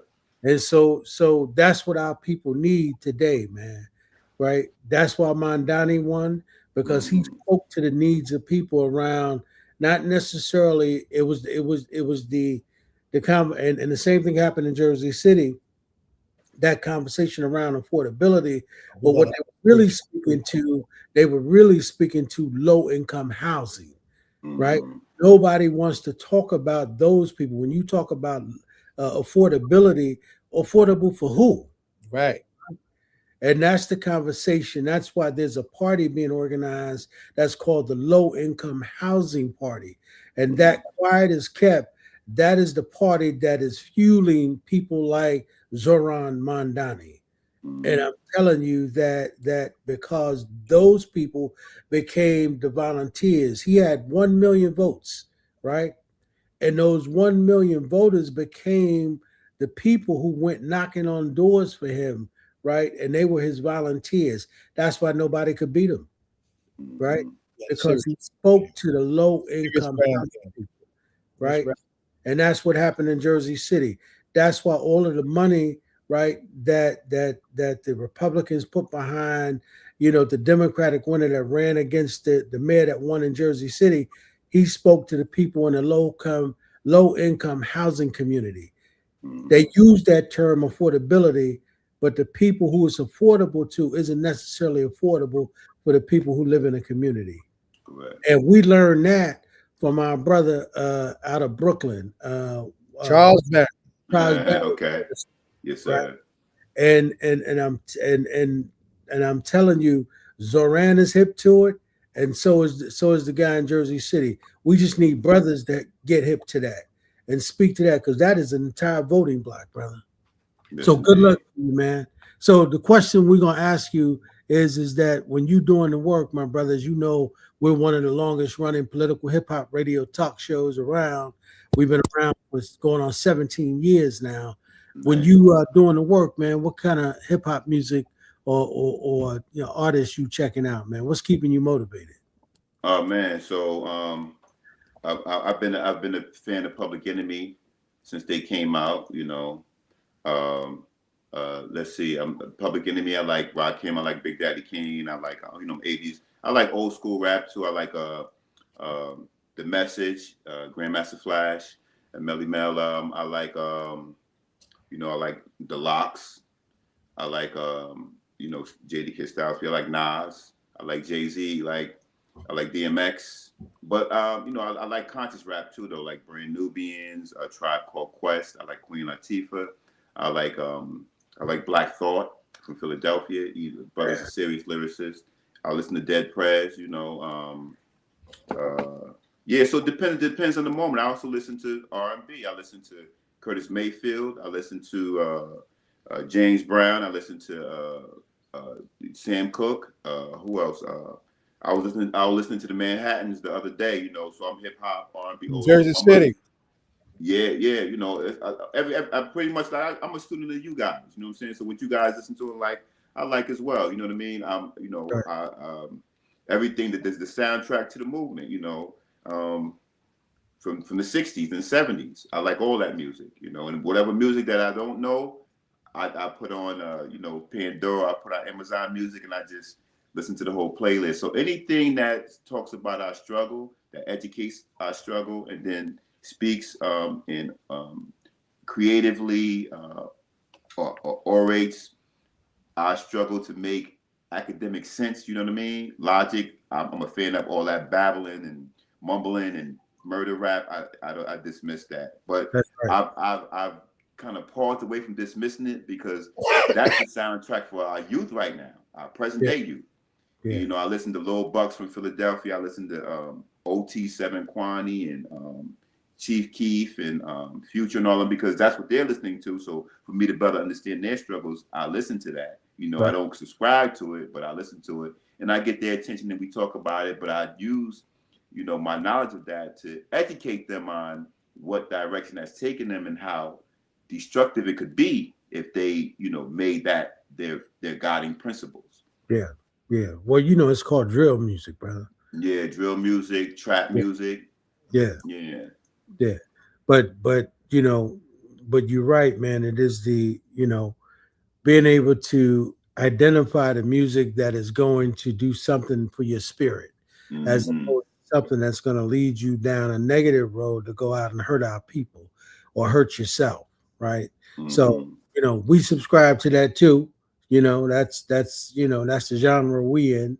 And you know, the mayor likes to say when he come through, he likes to say, yo, man, I'm old. And because I'm old, you know, I got to talk about, you know, some of the old hip hop artists, you know, that you know, that he rocked with. But, you know, music. Who's the mayor? You're in Jersey City? Yeah, Mayor Baraka. Okay. Mayor Baraka. Oh, you're in North. Yeah. Yeah. Okay. So, but, you know, hip hop can be timeless, man. It's you know, you got to remember, nobody expected that hip hop would be around for 30 years. Nobody expected that. Absolutely. You know, and being on the planet, man. But you know, my brother, you sound like you're the real deal, man. And that's what politics need, right? It need people, man, who are not going to be corrupted and sell the people out, right? We need you know, and that's what Zoran Mandani represents to New York City. Because if somebody had to say that a 37-year-old Muslim would become the mayor of New York City and come up against all that money, people would say, no, that's not even possible, right? But he did it, and you know, and he seemed to be staying true to form so far. He got a lot of the right people in his camp, in some of the work that they going out and laying out. Seem to be on point, man. So we want to wish you good luck, man, on that run. And like Zaid said, you definitely need to come back, man, when you make that announcement official. For sure. Appreciate you guys for allowing me the opportunity to come and speak, and always appreciate it, brother Baba. You know, and I tell him every time I get a chance to, like, I'm walking through the path that you guys have cut for me. You know, I was paying attention, brother. I was seeing the struggle and how to navigate and you know, and understand and, you know, survive in these mean streets, especially when it comes to the claws and grips of the government, you know. And most importantly, brother, you know, and I say this in closing, I really appreciate and respect you guys for still standing strong and representing what it is to be a black man, because we got, you know, a lot of young folk who don't have that. And part of my work is showing these young guys that you can be a black man, strong and unwavering, and not have to cow down to the system. Right. That's right. You know what I'm saying? So I you know, I appreciate you guys for that, and continuing and allow me to walk in your footsteps in the path that you cut. Well, no doubt, brother. We thank you, man. We're gonna keep it black, brother. So you know, just know, man, like, you know, my brother Zaid, there's an open door policy here, brother. You know what I mean? Anytime you need to come through, you know, just hit Zai up and be like, yo, man, we need to have some dialogue and we need it to go public.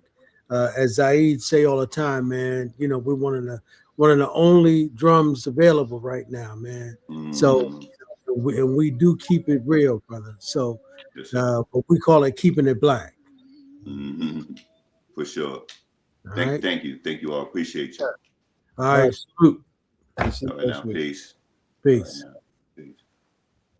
Yeah, it's been a good set, good conversation. And this is Obi. Good to see you, beloved. What's up, Africa? How are you? As we getting ready to can you hear me? We hear you fine. You're good. Can you hear us? Okay. Yes, loud and clear. Okay. Just based on what happened last time, I wanted to make sure everything was okay. Thank you for that. And I was also supposed to have Dennis Imhotep Boatwright in this conversation, but I don't know. I can't have. I don't know why Dennis hasn't gotten on. I hope he probably. Yeah, I saw you had a slew of people on tonight. Oh yeah. Right behind you, I got another big conversation that just extends with what we're going to talk about. We have an ongoing, and just to remind our audience, we have an ongoing conversation looking back at 2025 and looking ahead to what's likely to happen. We need to be paying attention to what's likely to happen is already happening in 2026.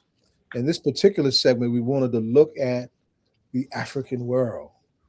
What happened last year? It's important to appreciate what's happening moving forward that we need to appreciate, right? Obi's got roots, that serious roots in Zimbabwe, and then his father was a serious force in movement circles in Black Britain once upon a time, and a genuine beloved son of struggle, right? Who is doing his thing on a number of fronts in the DC area and doing it in a genuine Pan-African way that this conversation, we want this conversation to go. So let me just start and first say, welcome back, Comrade Obi. Good to have you back. Right? I'm always humble. I'm always humble to be here. And you just within the last week, you had an important press conference about some things. Wednesday. Yes, so let's start there and then work back. Go ahead. Oh, of course.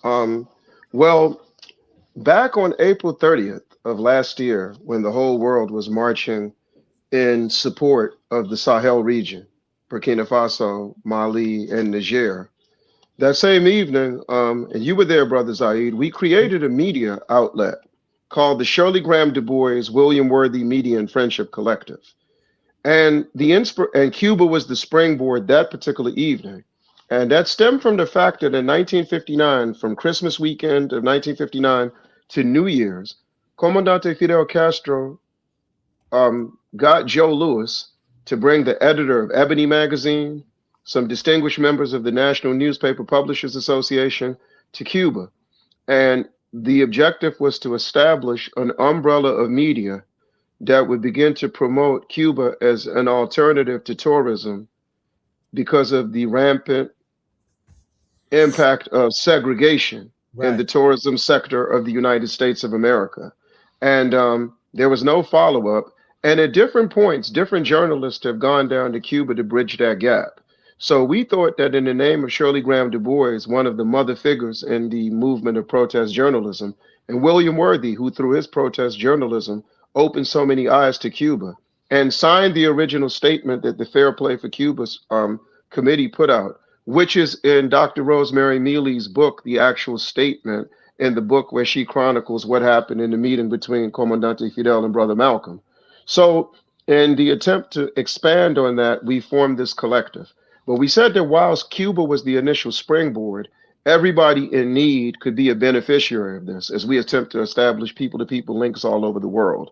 So since for the last month, we've been having encounters with the government and people and revolution of Venezuela. 3 weeks ago, we had Ambassador Chucho Garcia, who was Comandante Hugo Chavez's advisor on African affairs. He's their ambassador, not just to Togo and Benin, but he's basically their liaison to the African Union. Yes. He was on. And our sister Flavia Marquez Silva, who's the second advisor to Venezuela's National Assembly, but is the official spokeswoman for Cumbe International. You hear different people talk about this people of African descent movement, the African descendant movement, and what have you. Venezuela has been the engine behind it, and their contribution to it is called Cumbe International. So she's been part of the 3 engagements we had. A week and a half later, we set up an engagement with her with African women organizations throughout the diaspora. And the next one that we had set up was going to be with workers and unions. And the reason is because what people may not know is President Maduro is a trade unionist. And on December 7th, they had one of the most important assemblings of union organizers in the history of the Caribbean. And the reason that he felt that that was of paramount importance to do is because if you know the history of the Caribbean, if you know the history of Latin America, the AFL-CIO had a wing that the CIA helped create and nurture and bring to existence called the International Labor Solidarity Center. And it is through that vehicle that the CIA has penetrated to trade unions throughout the Caribbean, throughout Latin America. So he said, as part of the decolonization of that process, Latin America and the Caribbean needed to reevaluate the effectiveness of trade unions moving forward. And so that was the second meeting. But based on what happened on last week, we had Ambassador Marcos Garcia, their chargé d'affaires to their embassy in Brussels in Belgium, who, when he was the labor attaché in Washington, D.C., was deported by the United States government. And then once again, Sister Fravia was on. So they did an excellent job. And we wanted, and the reason that we created this vehicle, once again, is so that the people who are under attack, the people who are being targeted, the people who are being demonized, the people who are being vilified can speak to our people. We, in too many instances, we have too many experts, too many voices who represent the full spectrum. There's nothing wrong with that. But what we do not want to get lost is the people who need to be heard the most, who are looking to enhance the solidarity, enhance the camaraderie. We don't want that to fall by the wayside. So we've made a concerted effort through the Shirley Graham Du Bois, William Worthy Media and Friendship Collective to make sure that they are heard, what they say is digested, absorbed, and different organizations, whether they have a local makeup, a national makeup, or a global makeup, can think about what they can do to work with them.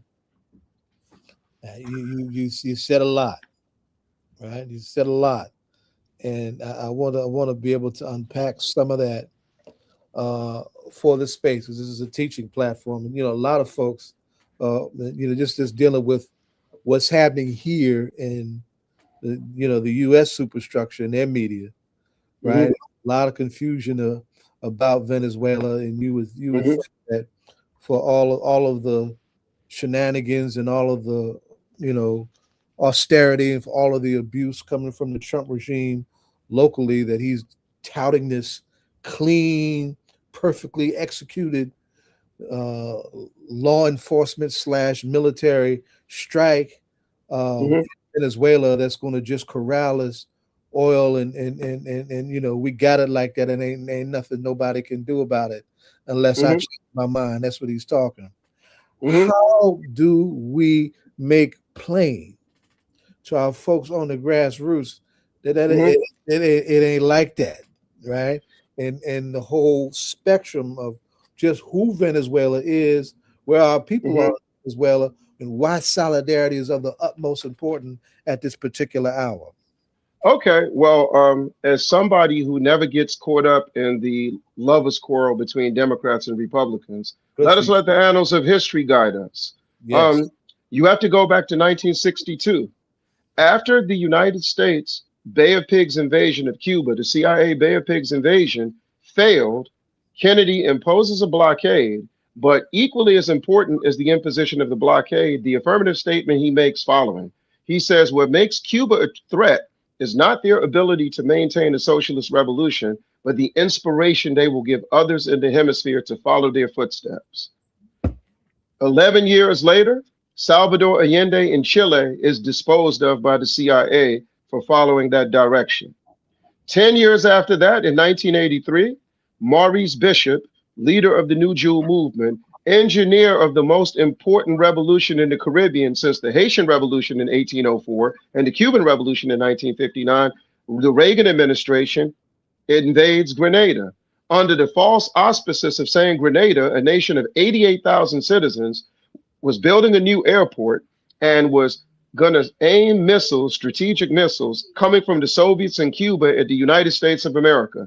And when Maurice Bishop got to deal with that at, it was either Hunter's College or Medgar Evers College, everybody laughed like he told a Dave Chappelle joke, but it was to show how ridiculous that was. But unfortunately, 6 months later, he was gone.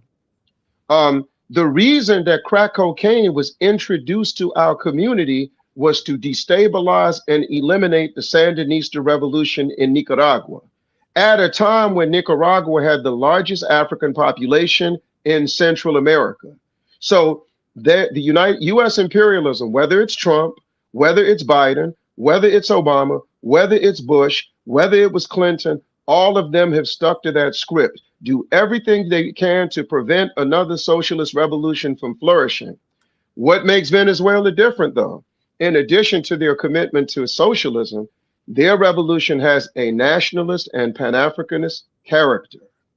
A nationalist and Pan-Africanist character. Because through this African descendant movement that they have engineered, they are saying that we are not Afro-Latino, we are not Black, we are not Afro-American, we are not Afro-Caribbean, we are not African-American, we are not Black American, we are African descendants. In the same spirit that Richard Allen and Absalom Jones started the Free African Society.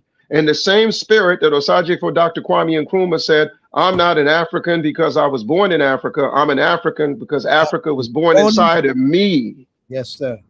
So they represent a threat, having free education, free healthcare, and of course looking to deal with things with housing.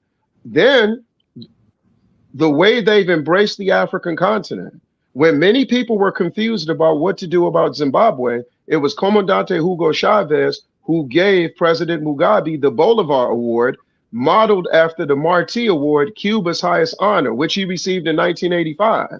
So Venezuela was very aggressive, whether they were providing heat and air conditioning to poor communities in the Bronx. They were doing everything in their power to let the African community know one of the biggest misconceptions of the Caribbean landscape.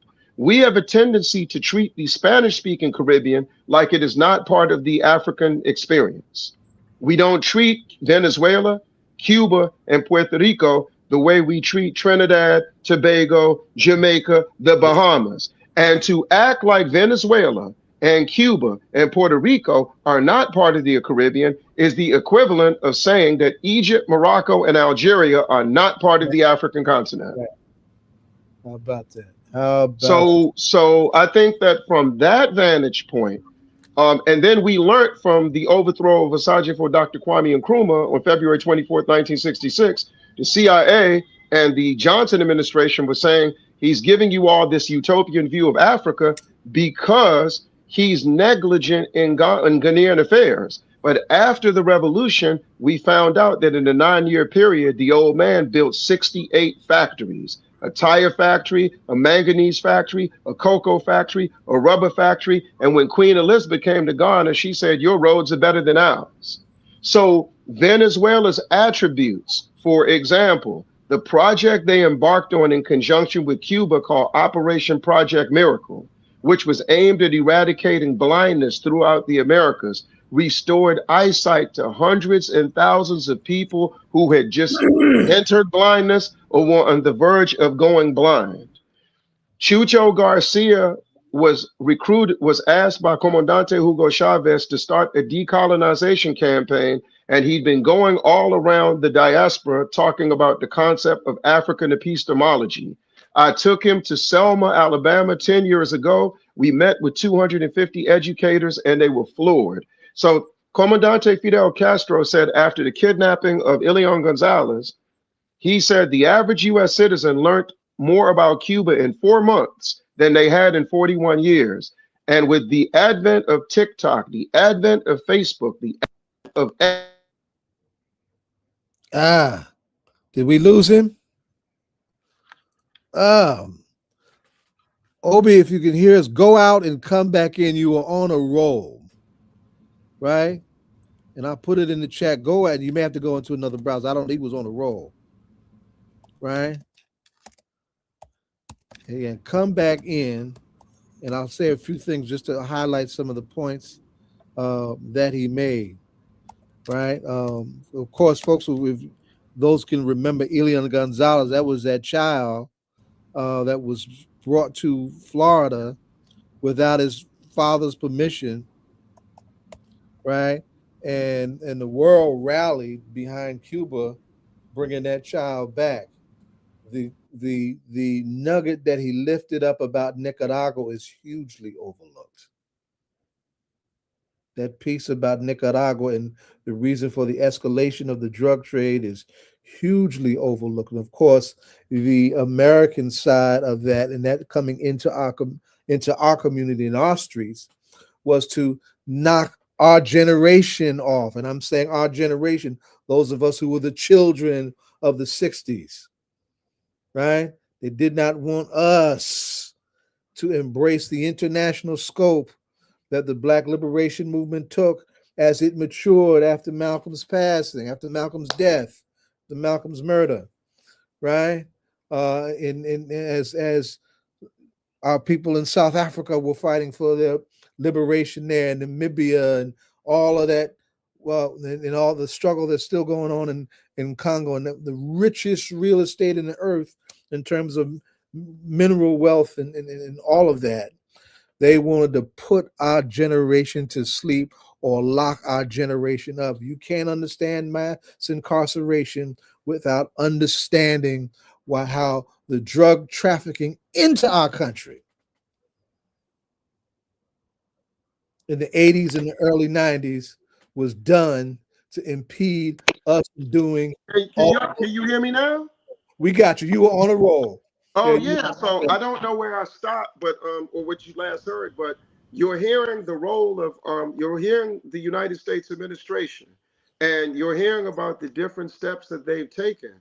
But nobody is looking at the fact that the number one regime change agent with a Venezuelan bloodline is a man named Moses Nayan, who sits on the board of directors of the Open Society Initiative of none other than George Soros. And this is in the same vein that George Soros was working for the overthrow of the Zimbabwean government. And of the 400, the same George Soros, yes, who's the liberal darling of liberal philanthropy. Exactly. And so what this is going to expose, you can talk about the intelligence breakdown in Maduro's security detail. You can talk about the vicious and fascist nature of the Trump regime, but the intelligence within the solidarity circles, that is eventually going to come to light. And we can't wait. Because once again, he was paying attention to the trade unions, being a trade unionist himself. And Ambassador Garcia, who we had on the other day, who's African, by the way, he was given the assignment by President Maduro to carry out that campaign of building a new alliance.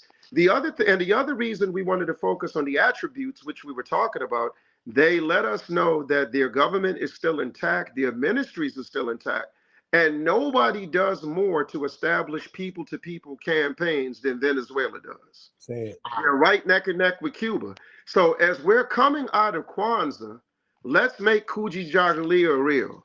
So we had a meeting with the Pan-African Council of Elders in DC. We want to have a meeting with all the Kwanzaa celebrating committees on a national level, demanding that all the African independent schools build ties with Cuba and Venezuela stronger than we've ever had before. This is that time.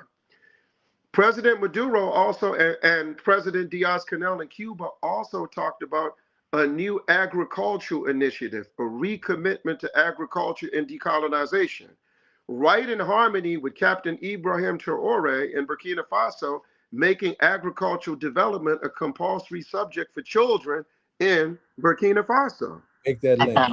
Right here in Maryland, where we are, Brandywine and Upper Marlboro are the agricultural belt of the state. You've never seen Africans with this quality of land. So what we're doing is we're organizing an African Children's Expo with agriculture, where we're going to have children in this area linked to children in other parts of the United States, linked with African children in Venezuela, African children in Cuba, African children in Burkina Faso, Mali, and Niger, African children in Eritrea, African children in Zimbabwe, and we're going to have, before the end of this year, the first all-African Children's Agro Expo. in honor of Amilcar Cabral and George Washington Carver, arguably our most foremost agronomist.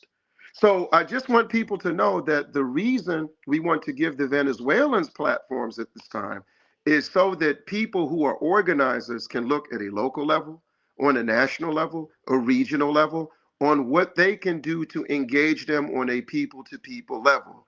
I'm going to reach out to Ras Baraka because they need to have an engagement with elected officials.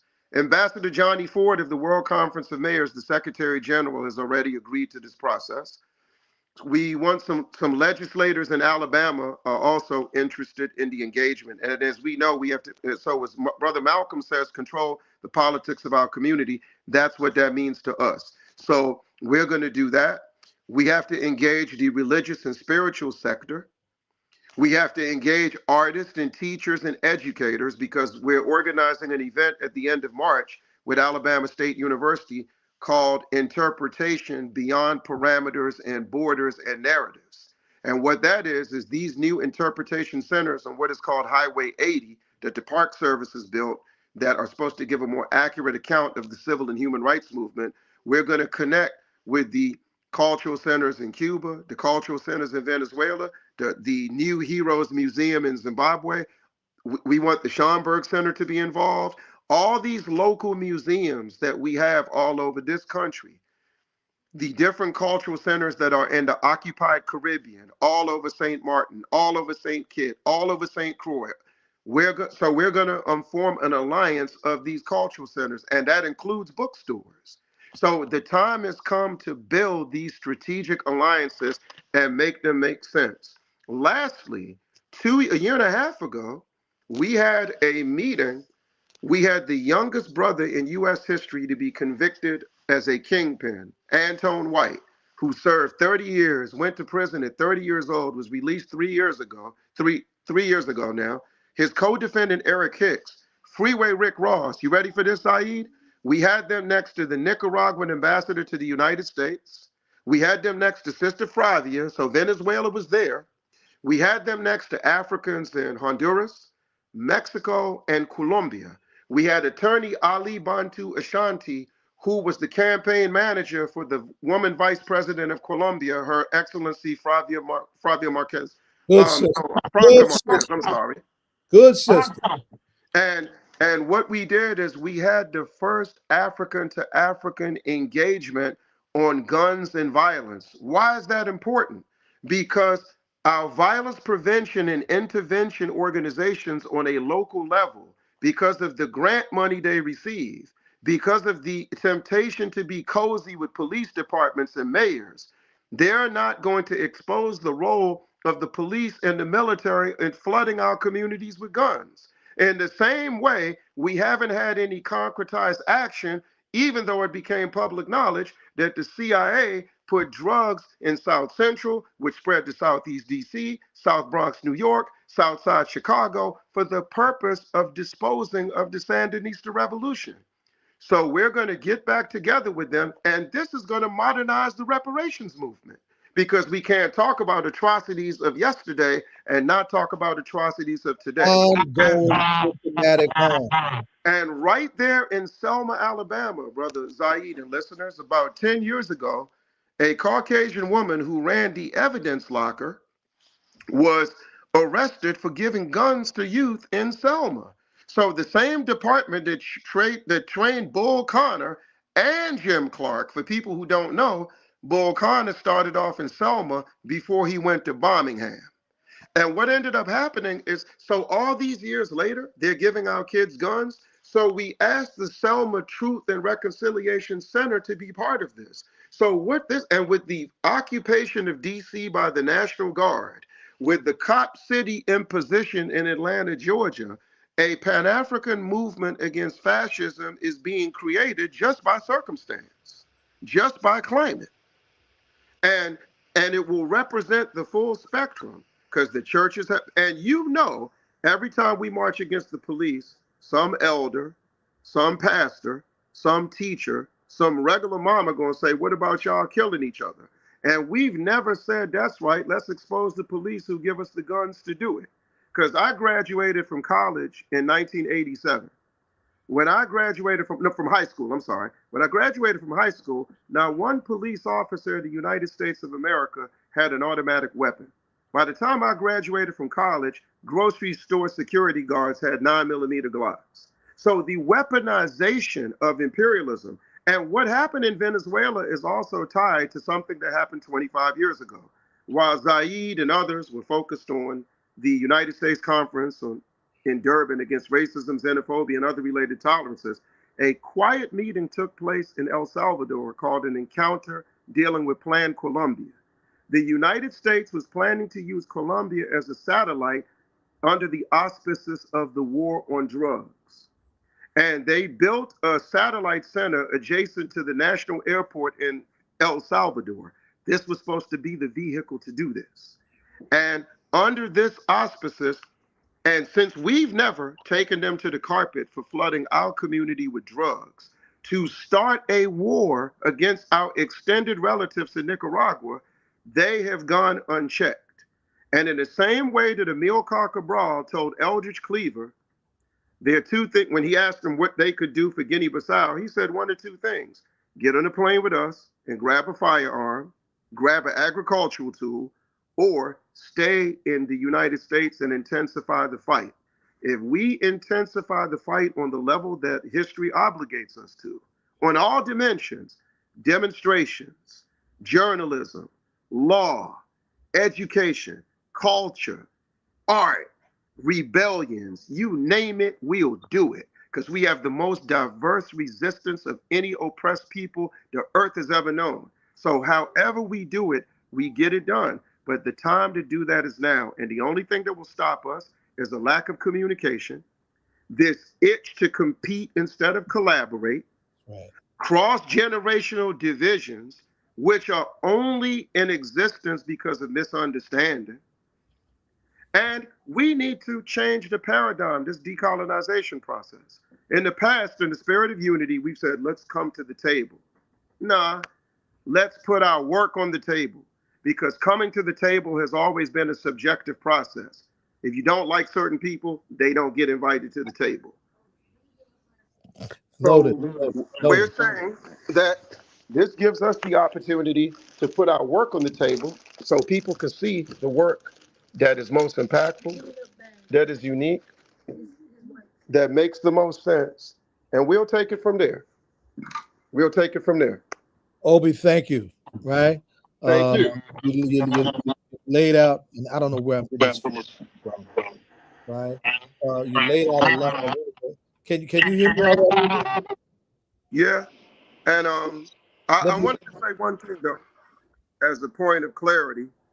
I saw just yesterday my last appearance, and I'm honored to be on here. You know that, Brother Zaid, and you know we think the world of you and have a lot of respect for your colleagues right there. But it put Marxist Obi Egbuna. I'm a lot of things. I'm not a Marxist-Leninist. I studied Marx for the same reason that Charles Hamilton Houston and Thurgood Marshall studied Hamilton and Jefferson and Lincoln. Yes, I'm not a Marxist by any stretch of the imagination. That's right. I do pursue the path of revolution. I do pursue the path of scientific socialism. I do pursue the path of Pan-Africanism, but it's nothing Marxist about me. I couldn't be Marxist if I want to. I do too much work with the churches to be Marxist. For Dr. Kwame Nkrumah, seek ye first the political kingdom. Yes, sir. And the only thing we deal with economics is what Ahmed Sekou Touré said. It's not the adaptation of political action to economic action. On the contrary, it's the use of economic activities for political ends. So we want to use our economic resources to intensify our resistance. That's as far as we go. So I just wanted to say that as I exit. We thank you. Well, those of us who know and love you know that very clearly, beloved. Yeah, so I just found that funny. Let me ask you, Donna, do this real quick because I'm getting feedback on my end. You just jumped in. Ask Obi the ritual question, and we'll segue into our next segment. Okay. Oh, I was going to tell him before he asked. Nas and DJ Premier, Light Years. Get it if you haven't heard it. Yeah, because Obi, you had to. And we're privileged to be in a place where Nas and DJ Premier have an album, and Dave Chappelle got a comedy special. And that right there should tell you the tone of resistance in the African community. Resistance first, resistance foremost, resistance always. Y'all have a good night. Thank you very much. Thanks, Obi. If you met your expectations. Can y'all hear me all right? Yes. Yes, now we can. And I don't know. There we go. There was something between my connection and his that created that static, and I think he was just moving around that did it. And we've got some other folks that should be trying to join us in this conversation as well. I know Melina Abdullah should join us. Josie Gonzalez was going to join us, but got faced a challenge with her obligations and couldn't. Melina's coming in now. Very good. Very good. Now, some of y'all heard some of what he said, right? That sets us right off in terms of what I wanted y'all to actually, lean into in terms of this ongoing conversation that we have been doing here in terms of a look back on 25 and a look ahead to 26, and just the drama right on the cusp of the year changing has been wild, right? Akinyele, you have been to Venezuela and seen it firsthand, and seen the work of the Bolivarian Revolution amongst our people. In fact, I was supposed to be at that very conference that you were at, the Afro-Descendant Conference that Brother Chochu did, right? Makani, from all, you got a lot to bring to this conversation. And I have not been able to get any of my New York folks on to talk about this young man who just became mayor, this Democratic socialist named Zoran Mandami. Right. But you got a relationship with that young man's dad and know something about the stock from which he springs, right? Melina is all over the map in terms of what she's doing on her front. Everybody's talking about what happened in Minnesota to this young woman, but we got black folks is getting killed by these ICE agents too, right? And they just did a vigil for a young brother whose name is not being lifted up. Wait, that woman's name is being lifted up. The outrage is important. Solidarity, however it emerges, is good, but at the same time, we have to be the voice and the force for our people like nobody else is. So I just want to welcome all of y'all back, right? And let's have this conversation. Let's have this look back, looking forward to the drama, the madness of this moment that is 2026 coming out of 2025. Akinyele, let me start with you. Let me just say free the land. Free the land. Right? Because we have deep, proud, unapologetic new African roots and identity. Right? We're going to claim that. In fact, I'm going to tell you the first thing that when this whole thing hit with Venezuela, I thought of two people. I was worried about Jesus because he would be a huge target. Mm-hmm. And I was saying, man, Chokwe need to be right. Our brother and sister's lawyer. Right. I thought about was attorney. Who's his attorney? Oh my God. And there's a lot of good ones out there. We just had the National Conference of Black Lawyers down here meeting, I think it was in November, and the great Lennox Hines was there, and several other powerful attorneys, as well as Roger Wareham, who some of the folks you were mentioning earlier. But Chokwe definitely could represent the prisoner of war question. I was thinking about that because he and Kishi Taifa actually did Dr. Mutulu Shakur's prisoner of war motion that the United States government or the judge made them respond to, and they had to get a response from the Defense Department. I do know that Noriega used that motion to get some concessions for his treatment inside of the United States. So he utilized the legal work of Chokwe Lumumba and Nkechi Taifa to win some concessions in terms of his treatment as a prisoner of war. And I think that was key. I don't know if everyone understand. It wasn't just simple rhetoric for Nicolas Maduro to say that, but it's about how he's going to be treated, what his status is, and what type of freedom because as a prisoner of war, as opposed to a common criminal, he's supposed to receive certain types of treatment while he's in captivity here in the United States. So we probably need to do more on that. Absolutely. Well, of course, you know, Sekou Odinga and others called themselves prisoners of war. Certainly, several of the Puerto Rican revolutionaries, like Oscar Lopez and others. Oscar just had his 83rd birthday a few days ago, too. Beautiful, beautiful. Salute to him and the Puerto Rican independence movement. 36 years in U.S. gulags. And our folks would not quit until they got him out, and that's how we all should be writing for our political prisoners and our prisoners of war. But I believe Chucho is in Benin, if I'm not mistaken. Yes, he's ambassador from Venezuela to Benin, and he was in Benin when all this drama went down. So he was safe. But I want you to give folks who know nothing about Venezuela, and a lot of our folks know nothing about Venezuela other than this toxic stuff that's coming on the television, right? About just what Venezuela looks like that they need to know and hear. Well, some of the folks in the audience might hear the term Bolivarian Revolution. Yes. What is that? You know, in the 19th century, Latin American freedom fighter who received aid from Haiti.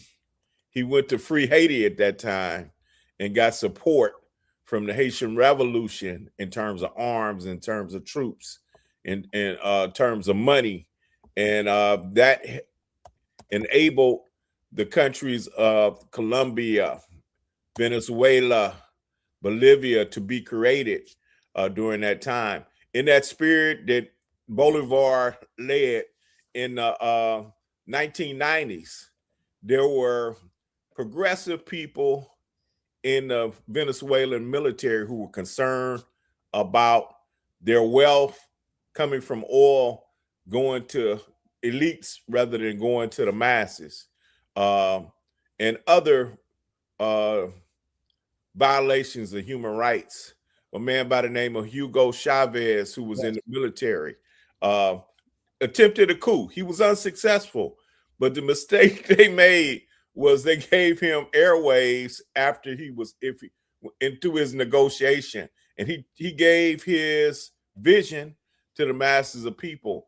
They demanded that he be released, and there was a movement. And so in 1998 he was released, and by 1999 he was the president of Venezuela. And he rewrote the Constitution. And when I say he rewrote the Constitution, there was a mass movement. That's what really gets me when they talk about it being a dictatorship. They have more of a democracy than exists in the United States. But the National Council, the National Lawyers Guild, does election observing work. Right. And they came to Brooklyn with my December 12th comrades and gave us a report on their last election. And what did they say?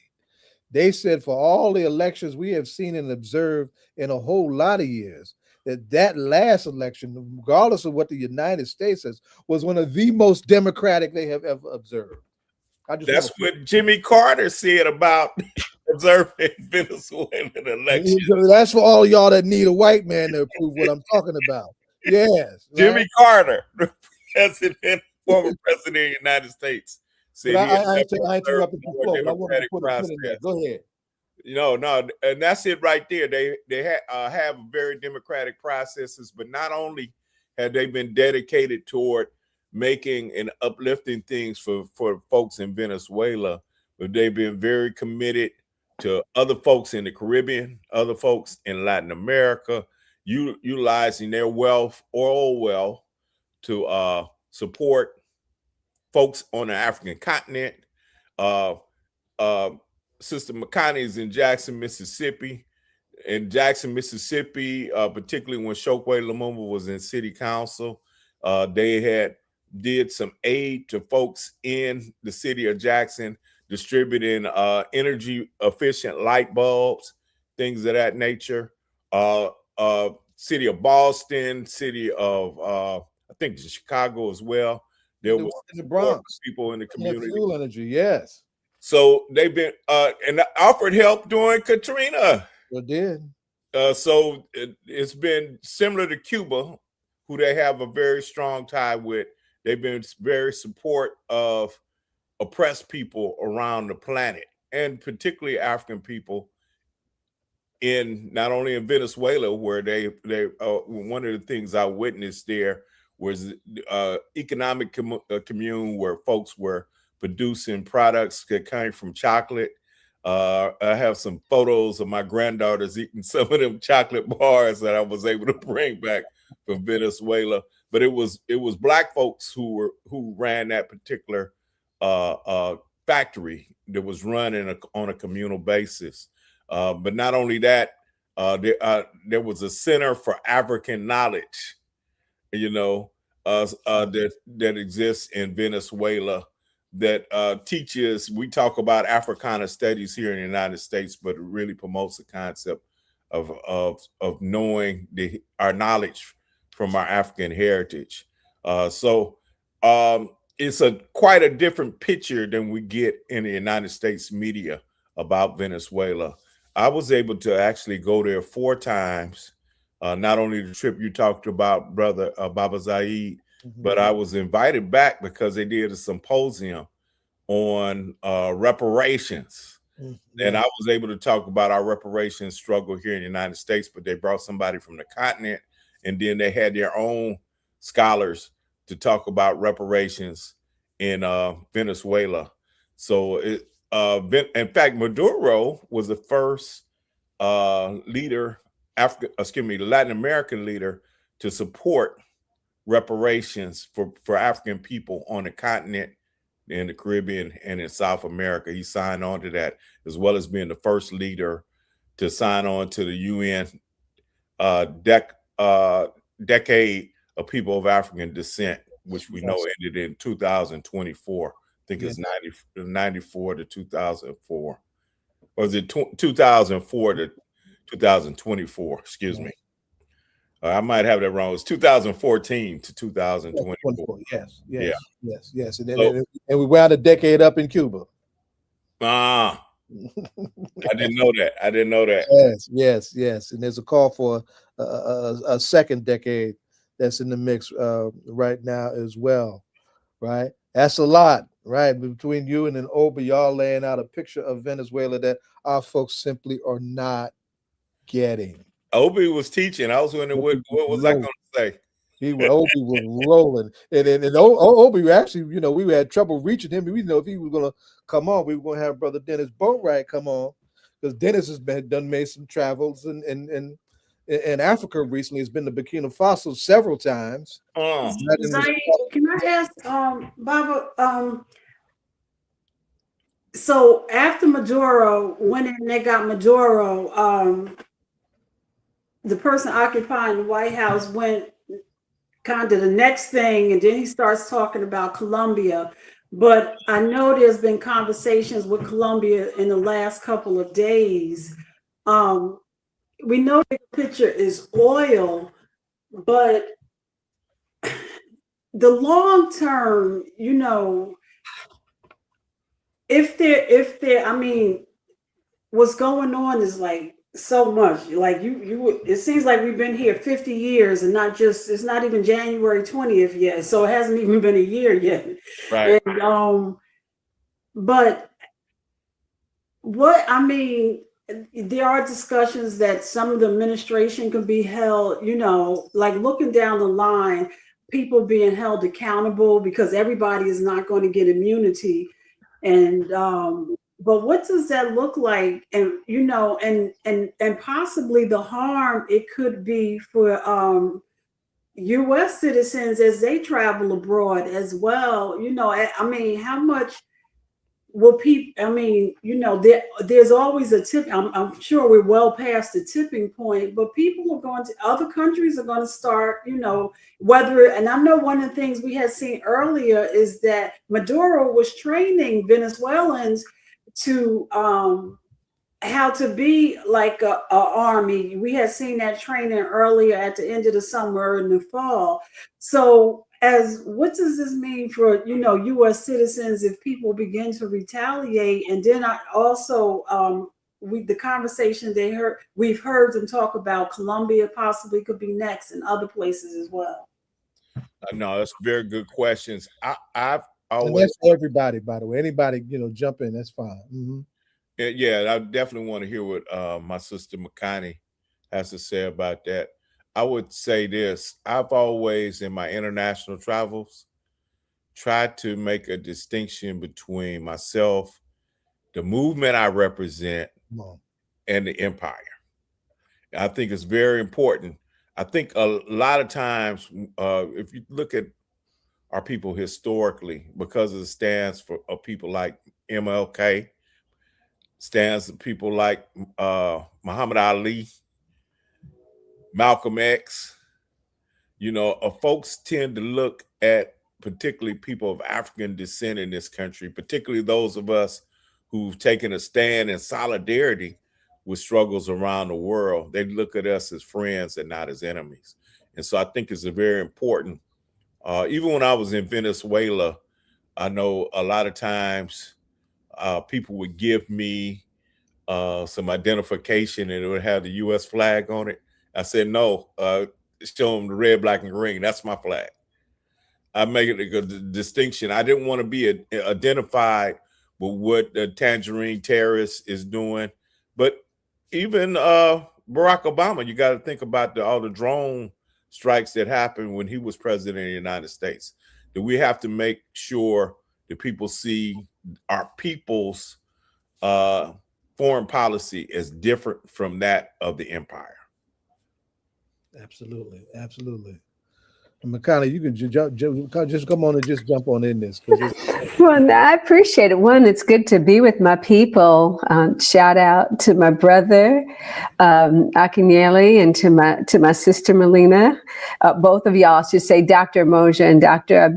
Abdullah. It's good to be with y'all. Y'all come weaponized. I'm just saying, you got to do that. You got to pay your propers. I think one of the things that we have to consider in this sort of global conversation that we're in right now is we are dealing with an unprecedented amount of sort of interference around what used to be like a diasporic conversation. So we got all these people who are influencers. We used to call it another thing back in the day, but these folks are here. They've got millions of followers saying really backward things, saying this is not our issue, or just all manner of things that are essentially very conservative, very limited, and in trying to push us back into this box where we're not a global people, right? And so this question of like, what's our perception abroad? It's that it's mixed in many ways right now. I mean, I feel really grateful. I travel. People are usually traveling in some kind of context where people are clear about where I am, my position as an organizer, where I stand in relationship to empire. But these folks who are out here, they're purposely trying to undermine those connections, not only domestically among our people, but also globally. So I think part of what we're called to do in this moment as organizers, as revolutionaries, is not be afraid of media, because we have to continue to have the conversation, let people know, where we stand, let people know really that Black folks essentially have a different foreign policy, right, than empire, and that these people who are trying to represent otherwise, and because they have all these followers, but no understanding of content or real analysis, and many of them, they're influencers because they're paid by people who are not our friends to engage us in some of the most backward conversations, that now we're in a place where we're actually competing. So as we're traveling, we need to be careful, as, Baba AK talked about, in terms of like representing. How do we represent ourselves? How do we talk about folks? And also for our folks, how do we learn about what is going on in the world past all this noise, this empire noise in terms of the media, this sort of Negro noise in terms of people trying to tell us what we should think and what we should do, but how do we reach out, read newspapers from the continent that are from our people, read what other folks like Al Jazeera and even The Guardian have to say. Don't just depend on the New York Times and shows like this, so that folks can get steeped and rooted and engage with their relatives, because we're not just in a battle for land and territory and all those things and living our lives better, all those things which are absolutely critical. But as always, we're in the battle for the minds of the people. Yes, ma'am. Yes, ma'am. Yes, ma'am. And Melina, why don't you jump on the? Did she jump off? Yeah, it looked like we lost. It looked like she's not here right now. Oh, there she is. Yes, she is, right? I'm here.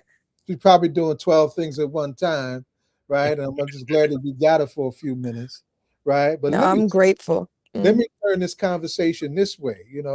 One of the things that happened in 2025 is that a racist ass influencer got knocked off by one of his own.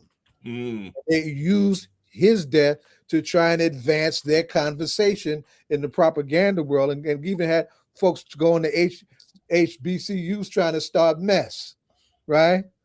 This queen, I went just let me check and see who's on these lists, because they got these watchdogs. They got a whole watchdog network, right? Melina's on the damn list, right? Oh, I'm at the top of the list. I think Baba AK, I would imagine you're on there too. Yeah, make it plain. And some of us aren't, ironically, which kid, I was like, damn, I was kind of mad. But that, what comes behind that, what comes with that is the potential, and sometimes already the very real wave of fresh repression that is characteristic of this moment in this order. So that is one of those things that happened in 25, right? And so that how do we have this conversation talking to our babies who get caught up into this influencing game and get played out, and find out, not realizing that they're doing things for the other side, not realizing what the hell they're doing, right? Any of y'all could jump in, but I raised Melina because I want to make sure she's in this conversation, and she's been through that mess. Sure. Well, I'm grateful to be on with you, Baba Zaid, and with my sister Makani, and with Baba AK. Grateful to be on with you and just hear what you have to say. It's helping me to process. I think that we're all kind of deepening our understanding, at least for me, who I'm not a Latin Americanist. So what happened in Venezuela and, all the things, I'm deepening my understanding. And so I'm grateful for this platform and shows so I can deepen my own understanding. When you're asking about the white supremacist who was offed by his own people, I'll just share a couple of thoughts. And I do name the devils. So when Charlie Kirk died, I didn't mourn it, but I also didn't want to spend a whole lot of time celebrating it because we have a lot of work to do. We have too much work to do to focus on him. Yes, I'm feeling like that was a distraction. However, we have to remember when you talk about lists that influencers don't live in a separate world from the one that we live in. And so the reason I said I was at the top of the list, his Professor Watch list, I was at the top of the Professor Watch list. I've seen it. And one of the things that happens with these kinds of white supremacists who use their platforms to speak about things like why they hate Black studies, or, call people all kinds of names, would say that me wearing a keffiyeh makes me somehow Domestic terror. anti-Semitic, when really, you know, wearing a keffiyeh says that I value the lives of Palestinians, right?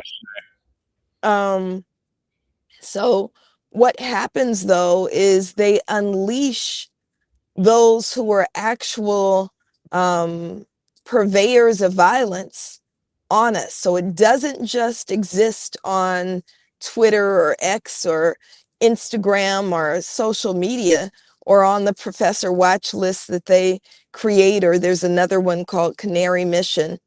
That what those are used for is to dox and then engage in violent acts like the swattings that I'm grateful to have survived with my 3 children. So Baba AK, I believe I asked you, but I know we're also coming up on Michael Zinzin's birthday.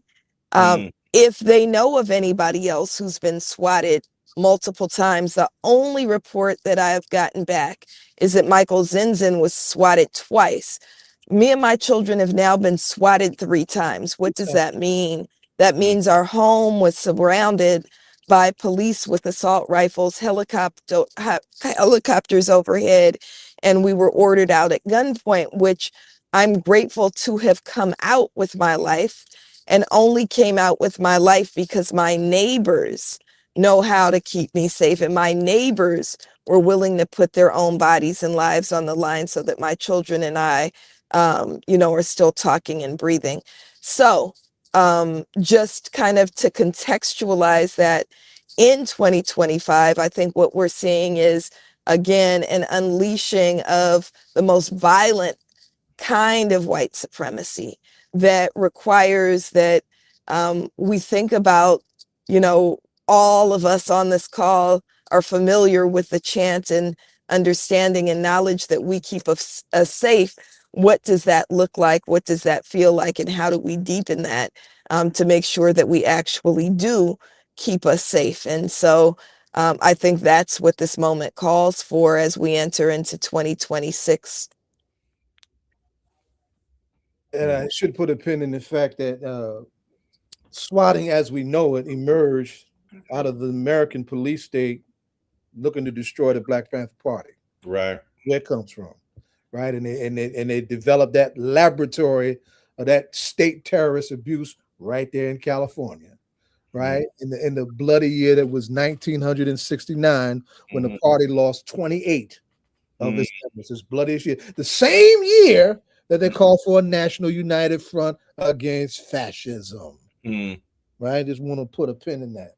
Now, Melina, right? You alerted me to what happened with the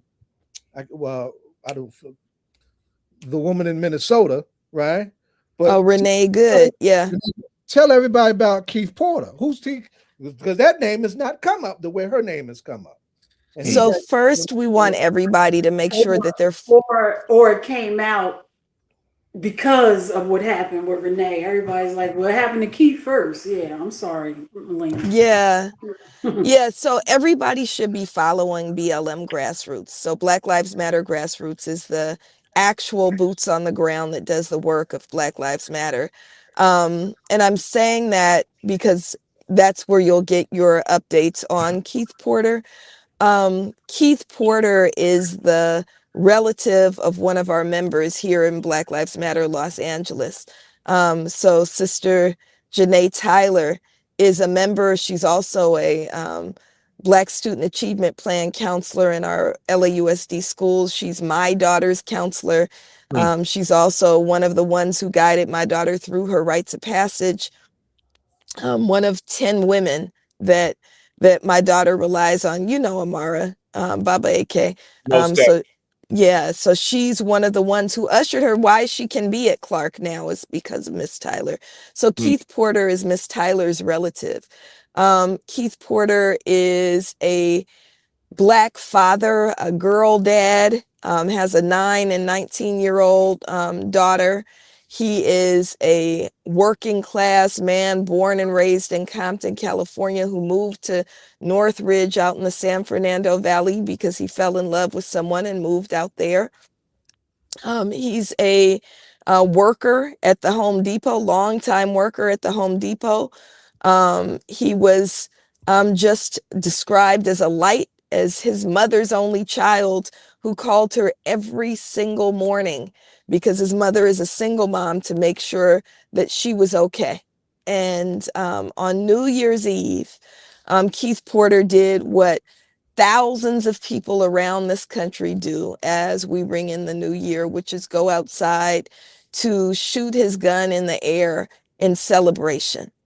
And what he didn't know, and what we didn't know, is that in the apartment complex that he recently moved to, more recent was an ICE agent moved into that same apartment complex.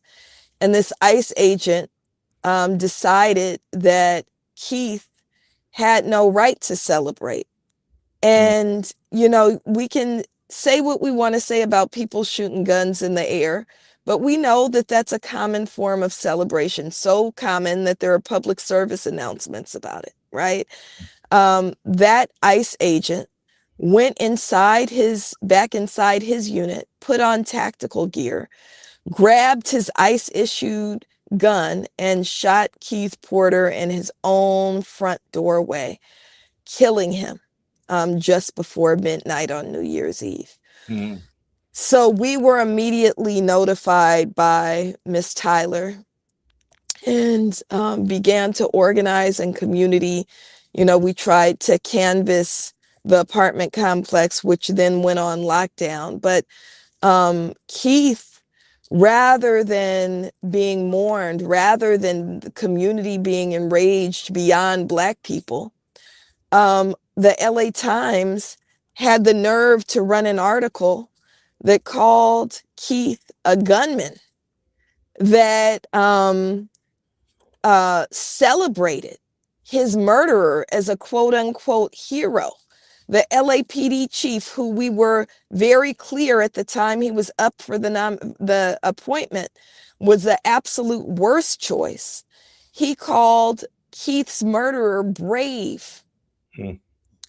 And so it's on Black people. When we say we keep us safe, it's also on Black people to fight for our own lives. The Sister Renee Good, I want to be very clear that we called, and movements before ours have called on white people to be fearless allies, to be accomplices in the work of Black liberation. And I'm grateful that some of them have stepped into that. And it seems like Sister Renee was one of those. And when I saw her murder on social media, and my heart still breaks. I know she's a mother. I know she has 3 children. That's right. And it's horrific what happened to her. And I'm grateful that there's uprising in her name. And there should be the same uprising in the name of Keith Porter. And we have to make sure that as we mourn and rage for Renee Good, whose name seems befitting of who she was, right? She seems like a truly good human being.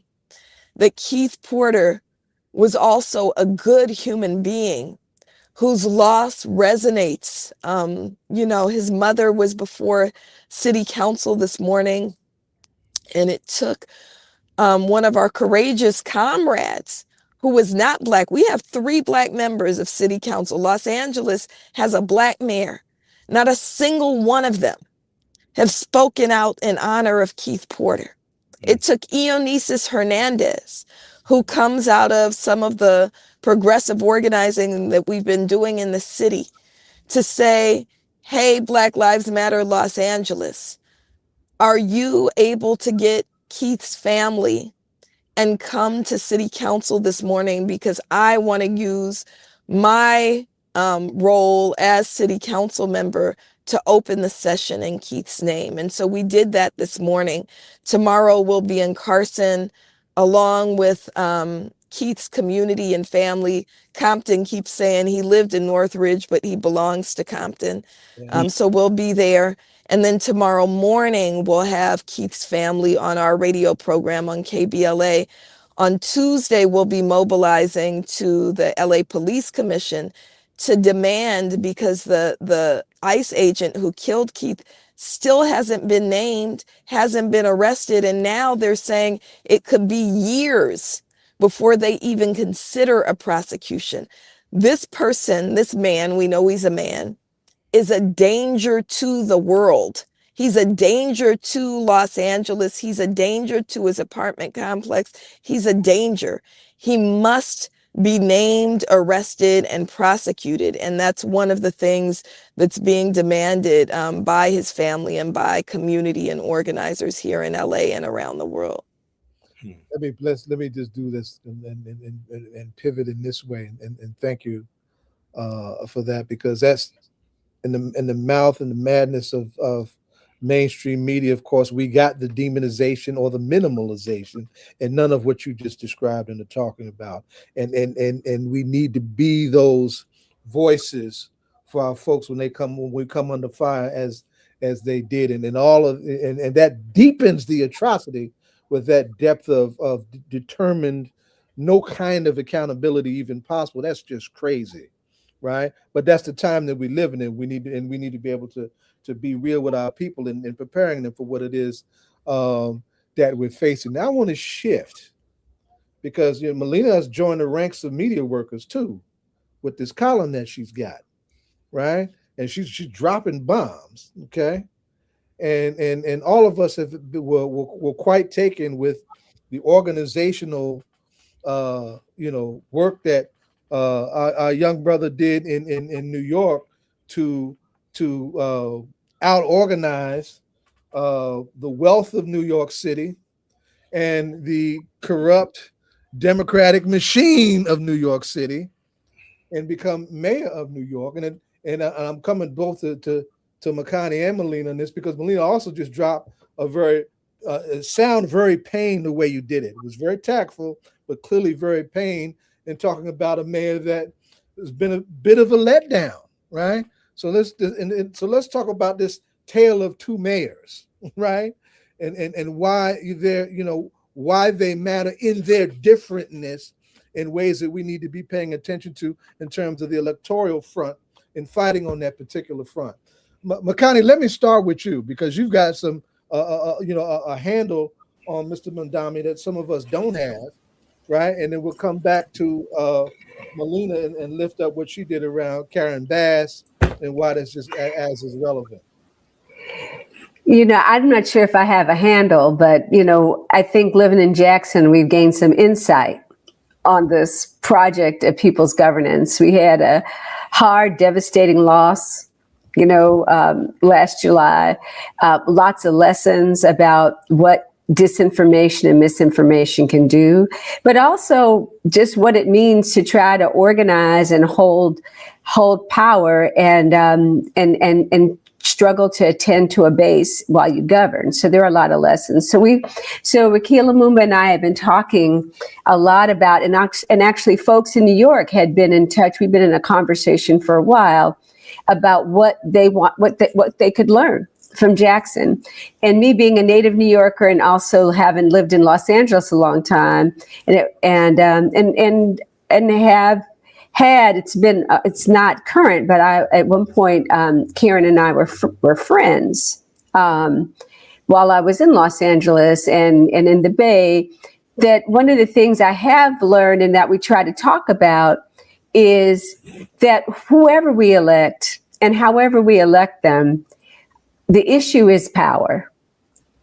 And that what we've been able to see in the Mandami campaign, and I personally am a huge fan of both his parents, and his father was a big part of my own intellectual sort of foundation. And so just shout out to Mahmoud Mamdani.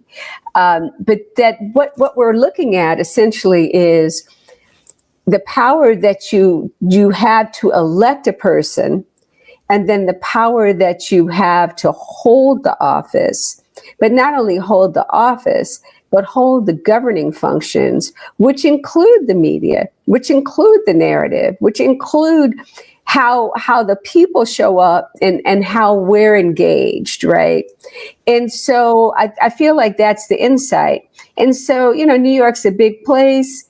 A lot of the folks who made his election possible, it was not really about him individually. It was in some ways, but we're also talking about thousands of organizers on the street who deserve credit. 90, they deserve credit. 90,000. 90,000 volunteers. Right. But we're talking about thousands of actual organizers, right? Or actually more than 90,000. Bernie keeps saying 90,000 because he's a little bit of a hater, but it's more than 90,000. Right. And so part of it is like, what can we learn? Power matters. Organizing matters. We can't stop organizing once we get in office. And when you think about Karen is someone who comes out of the left, who started as an organizer. Yes. And the thing is, so when you ask the question, what happened? And I know some people say that about Jackson, what happened is that we cannot step back from holding folks accountable, which I think is why it's been so important for Melina and other folks to raise the criticism, to not be silent. Not only the column, but also the radio programs that they have. So all of that is important, and we're looking to folks like Melina and looking at leaders and looking at what people are building, because it's not over yet. They got someone elected, but they have to continue to build, to hold power, and to continue to move the agenda. Totally. And Melina, I want you to come back, and Makani, you should know that Rakai used to be a regular on our show. We were very close to Rakai, and of course, some of us watched her grow up, right? We highlighted her article, your article that y'all did for the Nation here, and had her on a few weeks ago. So, we definitely can continue in this. Donna, you're going to ask a question. Go ahead. I was going to say, Makani, but the simplicity of Mandami's is he engaged the people, inspired the people, and got them and resulting in the people coming to the polls. And I was going to ask that question as we were talking, and I had asked this last week. What is it that we can do as we move forward? And is voting in a time where it seems like the importance of voting? I mean, we are a country that just does not vote. Just as many people vote, there are about the same amount of people that stay home. Go ahead. Well, let me just say this real quick, because I want to make sure we hear Melina. So one, I don't want to invisibilize the organizers who pull people out, right? Remember, he started off with like 2%. That wasn't, he got that smile and all that, but people didn't know anything about that. It was organizing that got those folks out. It was good understanding of the narrative work. His mama, who's a brilliant filmmaker, was making his media. So, and people there was a large group of people. They were able to hold a large council of really elders, advisors, people all over. It was a very decentralized process that got him where he is. So I don't want to disappear those folks. So I think that's important, because the organizing is the basis, right, of whether your vote matters. Because you can vote, but if there's no power behind your vote, that's one thing. And this the last thing I'll just say is about it. It's just that, we have all kinds of power on the table that we are constantly leaving, because many of us don't understand power. So we're focused on voting power. Sometimes we can get to economic power, but there are dimensions of power that our ancestors have constantly taught us. You think about, what does it mean for Fannie Lou Hamer to have been a sharecropper here in Mississippi? And in Mississippi, more Black folks vote than white people in this state. Let's be clear. But what does it be a sharecropper and not have the vote, not have money, not have any of the things, not have a single vote in any single elected body in the state or in the federal government. And still they organized to do what they did because they understood that there's more power than just voting, and more power than what people tend to narrowly think about power. So I think our job as organizers is to bring that understanding, but in a 21st century way, and not leave any power on the table.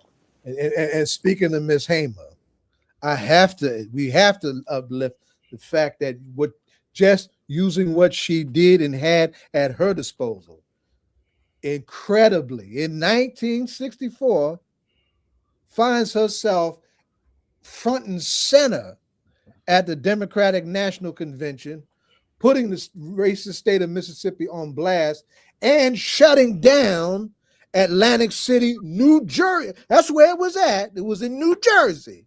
Atlantic City, New Jersey's segregated boardwalk before she went in the building and turned it out, questioning America. Right? That was indeed a whole organization called the Mississippi Freedom Democratic Party too. Straight up out of stick. Yes, ma'am. Right? Got to just lift that up. Now, Melina, go ahead and jump in, because the tale of two mayors, what you did around somebody who you know very well, and just tell why that was important, because you know what to do. Go ahead. Sure. Sure. So I think, like Makani and like pretty much every progressive in the city of Los Angeles, we all knew Karen Bass. And I was very close with Karen Bass. Karen was somebody who was a role model for me. So when I moved here, she had started an organization called Community Coalition Against for Substance Abuse Prevention, right, and Treatment. And she basically made the argument. She was one of the first I ever heard that made the argument that we don't need police in our communities. What we need is resources for our communities. And she was coming from a public health perspective. That's her training. And so I have great respect for that work and loved her in a very real way.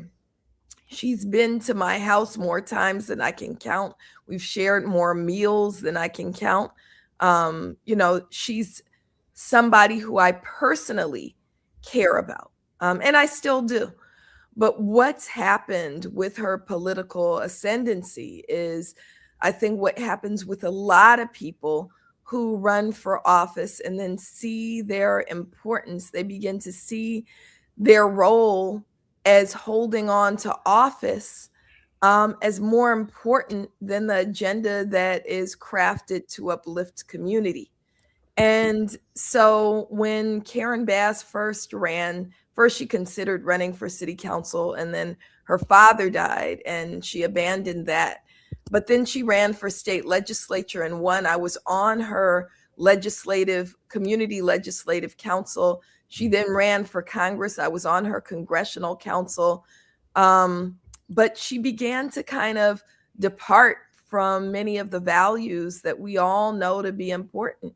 And as mayor, she's been an absolute disappointment in terms of kowtowing to police associations and kowtowing to police interests. So when she ran in 2022, the Los Angeles Police Protective League spent over $3 million, $3.5 million, I believe is the number, to make sure that she didn't win. But she did win anyway. And so that should tell her she doesn't need them. How much money did they spend? $3.5 million. $3.5 million. And did not even support her. Is that what you said? They spent $3.5 million to get the billionaire Rick Caruso elected over Karen Bass. Karen Bass still won. So I'm saying that to say, make it plain, baby. She should have taken it as, I don't need police interests to win this seat. And didn't owe them anything. And doesn't owe them anything. Instead, what does she do? She gets in office. And even when she was running, she was putting out pro-police talking points, which we called her in on, right? We had a whole meeting in my backyard with abolitionists saying, stop talking like this. But once she got in office, she betrayed us at every turn. That the spending on LAPD has hit record numbers at a time when every city service is being cut, when workers are being furloughed, when the city is on the brink of bankruptcy. Karen Bass has decided to spend more on LAPD, increasing the size of the force, but also giving raises to cops at a time when, you know, we're sitting here talking about protecting our migrant siblings. Karen Bass appointed as police chief Jim McDonnell, who was so terrible as sheriff that he was unseated by one of the most right-wing folks imaginable, named Alex Villanueva, who people on the left said he got to be better than Jim McDonnell, though. This is what Karen Bass has done. So most recently, Karen Bass decided to not only give cops raises, not only put LAPD ahead of every other city service, not only almost bankrupt the city, but she went to city council to request another $4.5 million for LAPD. And at a certain point, you got to go, because we said we're going to call her in, not call her out. But at a certain point, you got to... I was coming to that. Thank you. Go ahead. We had to say, nah. We love you as a human being. I love you as a sister, but this is wrong. This is wrong. And I'm not even going down the road of all of the things that she did, siding with Zionists, appointing Zionists to the oversight body. You're ahead of me. Keep down going. that whole road. But at a certain point, LAPD now the number of killings in 2025 at the hands of LAPD represents a 70% increase. This is the highest number since 1992. We can't be quiet. And some of the political class are mad that I dared write about it and put our business on Front Street. But look, our people are dying. We got to be willing to stand up. Now, you know, I'm going to ask y'all all the same question. You jumped ahead of me, but you hit your marks like you always do, right? Karen Bass is also an important player in the Congressional Black Caucus. Some of us were involved with what was supposed to be a 50-year turnaround for the National Black Political Assembly in Gary a few years ago. Didn't quite make that gathering. That gathering didn't come together the way it should. But we cannot talk about this past year and what's coming up. We're not talk about Gaza, right? And I just want to get some feedback from y'all on how the Zionist lobby has neutered the Black voice in the Democratic Party, and how we need to adjust in our organizing and whatnot to deal with that phenomenon, because that's very much in the mix of what you just laid out. Led by Jeffries. Straight out of New York. That hurt, broke my heart. Mm-hmm. But I will say this. I mean, of course, that the impact of the Zionist lobby still exists, but I haven't seen this much support and solidarity for the Palestinian movement in my entire lifetime. So I'm encouraged by that. We need to build on that. And again, to begin to challenge these folks, and then to continue to do the type of education we need to do in our communities. You know, I'm glad to be on here with my sister Makani, because I remember when she was a student at UCLA and was leading the support for Palestinian movement at that time and challenging Zionism. And she had to have security.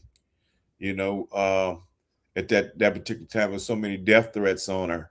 She was probably more alone then than she would be today when we see our students occupying and doing work on college campuses, things of that nature. We need to continue that fight, but even build it even stronger in our communities, in our faith communities, in our neighborhoods, and whatever, in terms of solidarity with the Palestinian people. Well, Makani, you definitely got to jump in some of that. Yeah, just a little bit. One, thank you. It's interesting how, I think it's an interesting case study on how power can make an issue. You know what I mean? Power and money can make an issue. Because if we think it's anything else, it's not. When M4BL decided, and I'm so proud, Movement for Black Lives, I should say, I was so proud, because in its policy paper, which took 2 years to build out, hundreds of folks and groups and organizations that contributed to that vision for Black Lives, it included a platform around Palestinian liberation. And as soon as the piece hit, folks were calling me, funders, whatever, like, what can we do about this? Why is M4BL taking this position? Why this and not all the other parts of the globe? And what was so interesting to me was that a kind of full court pressure they were trying to make on the organization. They were trying to peel people off the coalition. But what I love is that the organization stood. They said, we're not taking it out. Whatever you need to do, handle it, but we're not taking that out. We feel this kindred solidarity with the Palestinian people. Folks have gone and they visited. And I am particularly proud of my biological brother, who's also my political and spiritual brother, Robin, who has been a real leader on this issue, Robin D.G. Kelly, from his college days to now. And so I agree with you, AK, that definitely there's more people who understand it. The solidarity and organizing has been slow, but there are more and more people who understand it. The ability for us to have media where we are talking directly to each other and not through like the New York Times and all of that makes a big difference. Thank you. Melina, what say you? I mean, I'll just co-sign everything that was said. And I'll say also that who I'm most encouraged by, absolutely the people who laid the groundwork. I mean, it's really important to uplift that. And I draw my greatest inspiration from these young people. That these young people have been phenomenal. Students for Justice in Palestine has been phenomenal. I'll uplift my own child who walked by in the background, who's been on the forefront of this fight. And they would say, Tandiwe would say, Palestine resonates with us because as Black people, we know what it's like to live in open air prisons. We know what it's like to have our families separated. We know what it's like to have our lives devalued and be completely dehumanized. And so I'm so grateful that these young people have decided. My niece was one of the students at Columbia who sacrificed her degree in order to stand up. She was a senior, graduating senior. And when the students took over the library, Columbia University rounded them up. They immediately removed them as students. She was unhoused because she was living on campus and she was blocked from getting back to her dorm room. But there are long-term sacrifices that these young people are making, and they say it's worth it. It's worth it. And every time you say, look at what's happening to them, they say, look at what's happening to the Palestinians. And I just think that it gives me tremendous hope, because there's a radicalism there that comes from, yes. Go ahead. I'm sorry. yeah, that comes from, solidarity with Palestine and translates to everything else. Right. And I'm just really, really grateful that that's a moment that we're living in. That's part of this moment that we're living in, that there's fascism, but there's also a fierce resistance. Yes. And I wanted, one of the things that happened last year, and this was my local test to the Democrats here around this question, is when our young brother was captured as a part of the flotilla movement Solidarity. Brother Chris Smalls, he's here right now. Is he really? Yeah, he's in LA. Okay. He was with us in the protest. Give him all the guards. I've been wanting to track him down.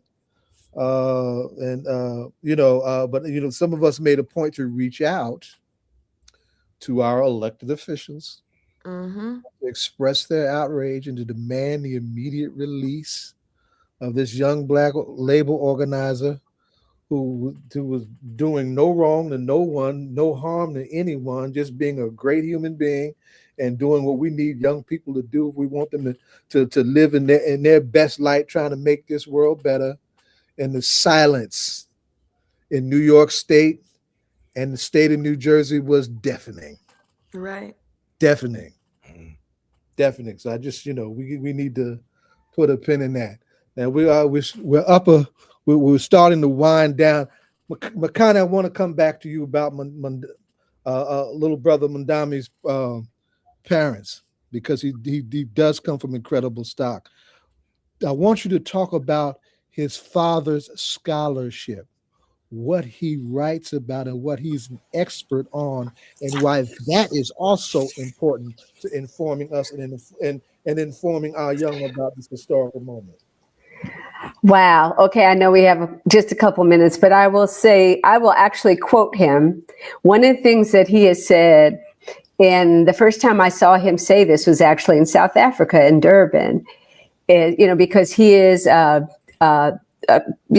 of a colleague and comrade of Walter Rodney, among other things. And he often says that we studied how Europe underdeveloped Africa, but we didn't do enough to study how Europe governed Africa. And for me, as someone who my own work and study focuses a lot on policy and this intersection of policy and narrative, and how we're governed and what it means to govern. So the books that you got to read is When Victims Kill, which is a breakdown of how imperialism created the Rwandan massacre. He has a new book out, and I'm drawing a blank. I know it's somewhere close to me, that it's all about Uganda, where he's from. And so I'm just saying, just look up his name. He also wrote some incredible things about Islamophobia and how it's shaped. You need to read him, because one of the things that he pioneered is this interrogation of indigeneity and how imperialism uses ideas about who's indigenous and who's not to sow division and violence. So much. And I think in terms of what's happening in the governing project of New York is that understanding and deep analysis about how people are ungoverned and misgoverned, and then what it looks like to build that governing space, which is another thing that he has studied, alongside his mother's amazing gifts as a storyteller and a filmmaker. Can't lose. Very good. Good stuff. Like, who knew Mississippi Masala was like one of my all-time favorite movies? That's right. Oh yeah, you know what? And let me just say this very quick thing. One of the things we didn't talk about that happened in 2025 is that a lot of our people were in deep misery. between climate crisis, food cuts, all those things, but yet also our people rose with mutual aid. We supported each other, and I want to just lift that up. To this panel, Makani, Melina, and Professor Akinyele, all of y'all, educators and organizers, but this time, as we evolve, and all of the entities, whether it's Netflix, the smaller film makers and producers, storytelling is going to be really, really important, and how people can have access to tell their stories is something. That's a whole, this time I know here on the East, and particularly in Newark and West Orange, Essex County, we're probably putting up so many movie studios, Netflix down South Jersey. It's just amazing, and the opportunities that are going to come out of it. Storytelling at this time, people, I don't know, Zai. I know you're in acting, and get a panel together and come back and get their pens and pencils out, because storytelling is at a time they're soliciting more for it now, more than ever. It's a very important time right now. Agreed. And just getting things from one generation to the next. Storytelling is a very important tool in doing that, no matter what the medium. That's right. Because I even find this important in my teaching, just to tell the stories. Many of the stories that were told me when I was a young person. Yes. So, we need to continue that. Can I say a couple of other things in terms of 2025? Before you do that, I want to do this. I want everybody to make sure that they invest in your We Will Shoot Back. Thank you. Right? Yeah, you must read, because we're going to have to defend ourselves in these crazy ass ball heads too. And the new one, Baba AK. Yeah, the memoirs of Robert and Mabel Williams. Whose centennial was also last year, and Negroes got more guns now than they did then. We need to be clear on why we need them. We just need to have the memoirs of Robert and Mabel Williams. Okay. Two important freedom fighters who fought white supremacy, but also engaged in international solidarity and journalism. Absolutely. Wow. That's and right. Radio Free Dixon, straight out of Cuba. Incredible stuff. As well as the State newsletter. Yes. What did you want to say regarding 2025? We have to remember our freedom fighter ancestors who passed that year. Mama Assata Shakur, Imam Jamil Alameen. I can't remember if Bilal Sunni Ali, did he pass then? Bilal died just in December of 24. But we'll throw him in there anyway. Just some very heroic figures. And as we talk about storytelling, we have to remember the contributions and traditions of our ancestors, our freedom fighters, our martyrs, our heroes, and our sheroes. Always remember their names and make sure that future generations know who they were and what they contributed to our struggle. And Professor Gray Carr, you mentioned one this morning, and she died on December 24th. I forgot her name, but he mentioned one as well. Yeah, well, we're coming up on an hour, and I have to ask the important question that we ask all of our guests that are here. And you can start in the order that you choose to, but this is a hip-hop political show. When you're doing the work, whether it's organizing, educating, speaking, whatever it is that you're doing, is there a hip-hop artist, individual or group that you listen to that keeps you inspired? Makani, you go first. This is your first time here. Okay, I got a whole playlist. It goes for hours. It goes for hours and hours. But you know what? This is like an old school 90s thing. But I love me the cool. I just love the cool. There's West Coast.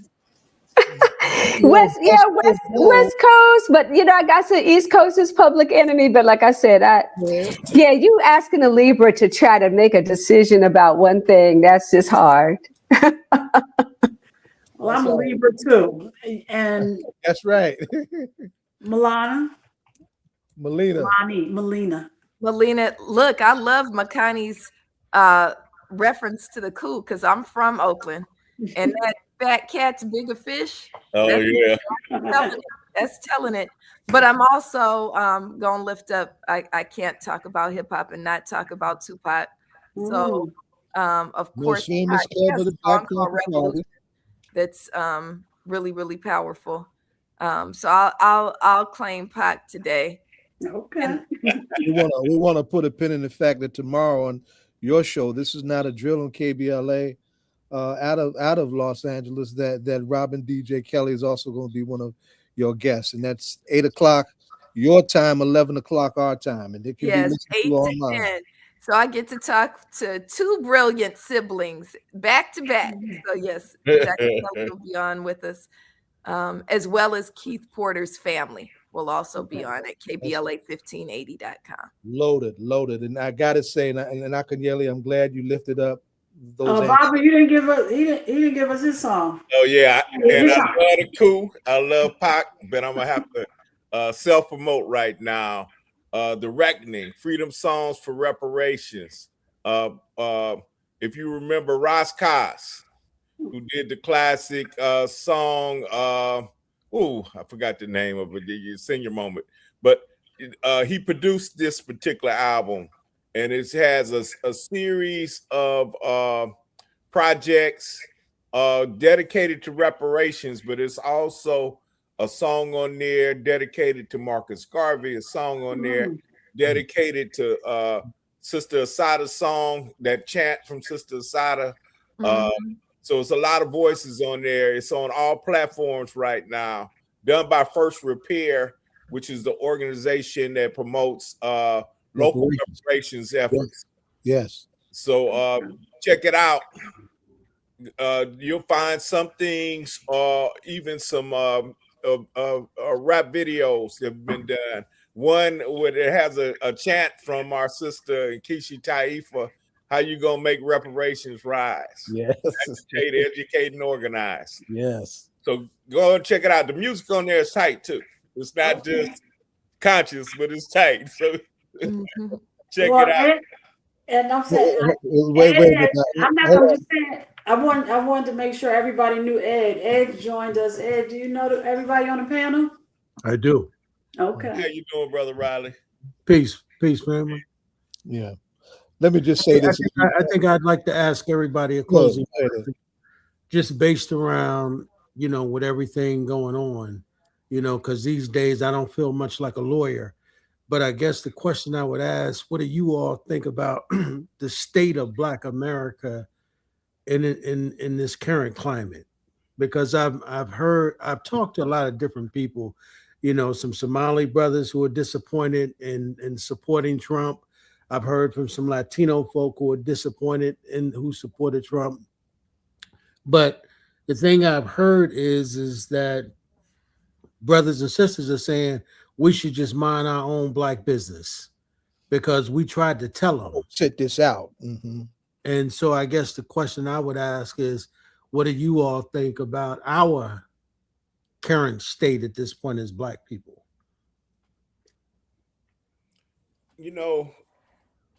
We just talked about how these young folks gave us hope in their struggle around Palestine. And as I talked about this album for reparations, there are over 100 local reparations initiatives around the United States. And that's come from activism from our community. So, we have, as was mentioned, we have some Black political leaders who are aligned with our enemies, aligned with our oppressors. We got some sure enough Negroes going on, many of them who were misled in supporting or not voting, that allowed the Tangerine terrorists to get in. At the same time, there's activism happening. There's resistance happening. We should never forget, and that's why this platform, the platform Comrade Melina has and others have is very important, because we'll understand that there's resistance happening, there's organizing happening. And so we should never forget these connections, so we'll have hope for the future. Absolutely. I love that. I would just say really quickly, we also have to be, and I talked about this a little bit, discerning about the difference between what we see on social media and the conversations that are driven by influence and resources and folks who are not our people, and what people are really actually doing and thinking and dreaming about. And so I think that's critical. And this whole idea, this whole meme, this whole little hashtag about not our fight, take a rest. This is a coordinated effort to get us to sit down. But what's great is our people are showing up, but also we have to confront as organizers the letdown that many people felt when they, for the first time, engaged and organized in 2020, and they didn't see all the things happen that they hoped happen. And so we do have work to do. It's a challenge. Sure. Mm-hmm.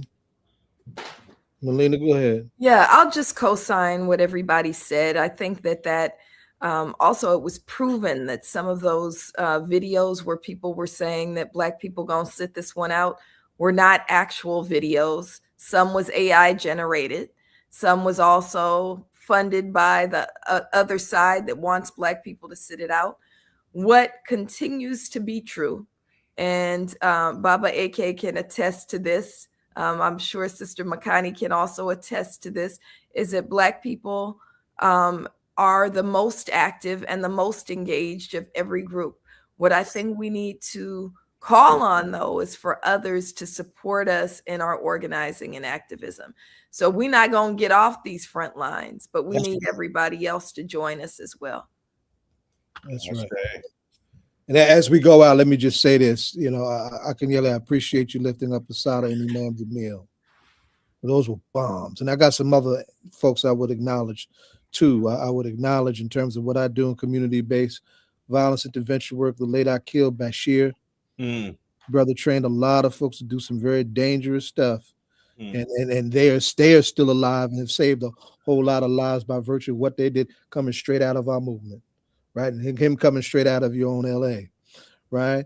And a local Imam Talib Abdul Rashid, who led the masjid that was a successor masjid to Malcolm's Muslim Mosque Incorporated, the Mosque of Islamic Brotherhood. Right. Asada was the bomb, of course, right? I don't think any of us were ready for that. And then most infuriating is that we should not have lost Imam Jamil El-Amin in the clutches of the state. I mean, I can't, I don't know who to be mad at other than the state. There's no way we should have lost him given what we know about what that situation was. Right. No way we should have lost him like that. But indeed we did, and we need to, that's a check on ourselves that we need to look at trying to move forward. Free Kamal Siddiqui. Sada's co-parent and comrade, whose name is not being lifted up in the aftermath the way it should. Kenny Zulu Whitmore, and we did this long march for Mumia Abu Jamal. I ain't gonna give up on the freedom fighters front, because that's how we get down. Right. Ed, you want to close us out? It's been a hell of a show, beloved. Hell of a show. I think that obviously, we've definitely been lifted up by all of you tonight. It's been a difficult week. I think that all of us who are standing in the gap, sometimes it feel like we're there by ourselves. But I think that we've got to begin more and more to begin to lift on, to rely on each other, and to make sure we lifting up those comrades who fall in the line of fire. That's important, because I think that, sometimes, I used to think when I would check for Melina out there on the front line, she didn't know it, brothers and sisters would check for her on the East Coast. It always sort of felt like, while she was doing that Black Lives Matter work, that, there was a lot of heat coming from people and everybody who would say, anybody who used that word Black Lives Matter, white folk just sort of saw it as some sort of bomb to go and attack the people who were doing that kind of work. Even when you talk about Tamika, they would get it all wrong when she would say that we need to keep an eye on police, and they took defunding the police the wrong way.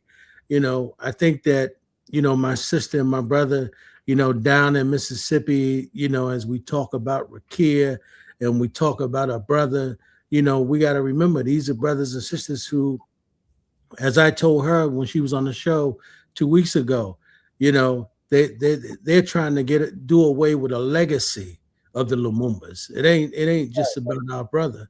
It's about his daddy. You know what I mean? It's about her mama. And I think that it's about all them people that went down to Mississippi and talked about that free the land stuff. You got to remember, these people got long memories. The Elijah Muhammad said that they were the devil. And somehow we got away from that. But I think that we've got to remember that we are God people. And so for me, I appreciate all of y'all that are still here, that are still on the front line. Because I heard a spiritual father of mine said the devil are having board meetings trying to figure out how to kill all of us. So I think that we got to make sure that we stay connected to the ancestors and stay connected to each other and stay prayed up. So y'all know, as my brother Zaid said, that, say all politics are local is a drum, right? And, as long as we have that, y'all more than welcome to come here and have any open discussion that y'all want to have. And y'all don't need an invitation to do that. So I appreciate and love all of y'all, and we thank y'all for coming through tonight. Appreciate y'all. Free the land. Free the land. Free the land. Free the land. Free the land. Ed, before we sign off, I just want to mention that I see that Minister Hawk, he's going to be doing a discussion on how to overcome depression during these days, and it's going to be on January 11th at 6:00 p.m. And I just wanted to highlight that. Is that at the mosque? It's on Ferry Street. I'll send it to you. It's at 498 Ferry Street. I think that's the mosque address. Yep. Okay. All right. Yeah. So, We'll post it. So just send it. All right. I'll send it out. All right, y'all. All right. We want to thank everybody for tuning in tonight. Of course, my name is Ed Riley. The brother up top is our brother Zaid Muhammad. And of course, the sister down the bottom is Donna. And we thank all of our guests. Zaid, you want to do the honors to thank everybody personally? Wow, that was a lot. I got to remember. Everybody. Safir Jenkins, for over 60 years of Frontiers International and their 50th MLK celebration on January 19th. The profile of Casey Melvin, a young stand-up brother doing some incredible work in Paterson on the community-based violence intervention front. Obi Egbona Jr., who gave us a lot on the Pan-African character at this particular moment that is important to appreciate, and who you have in front of you now. Baba AK, it's an AK-47, right? Shooting back Baba Akinyele Umoja, right? Makani Themba and Melina Abdullah, all of them were blazing today on full blast, and it's a powerful show and a powerful night, and we appreciate your share, your presence, and all that you do to help get us free. That's right. And as you say, Zaid, we'll catch them where, brother? In the whirlwind. We'll catch y'all in the whirlwind. And you don't stop. Okay.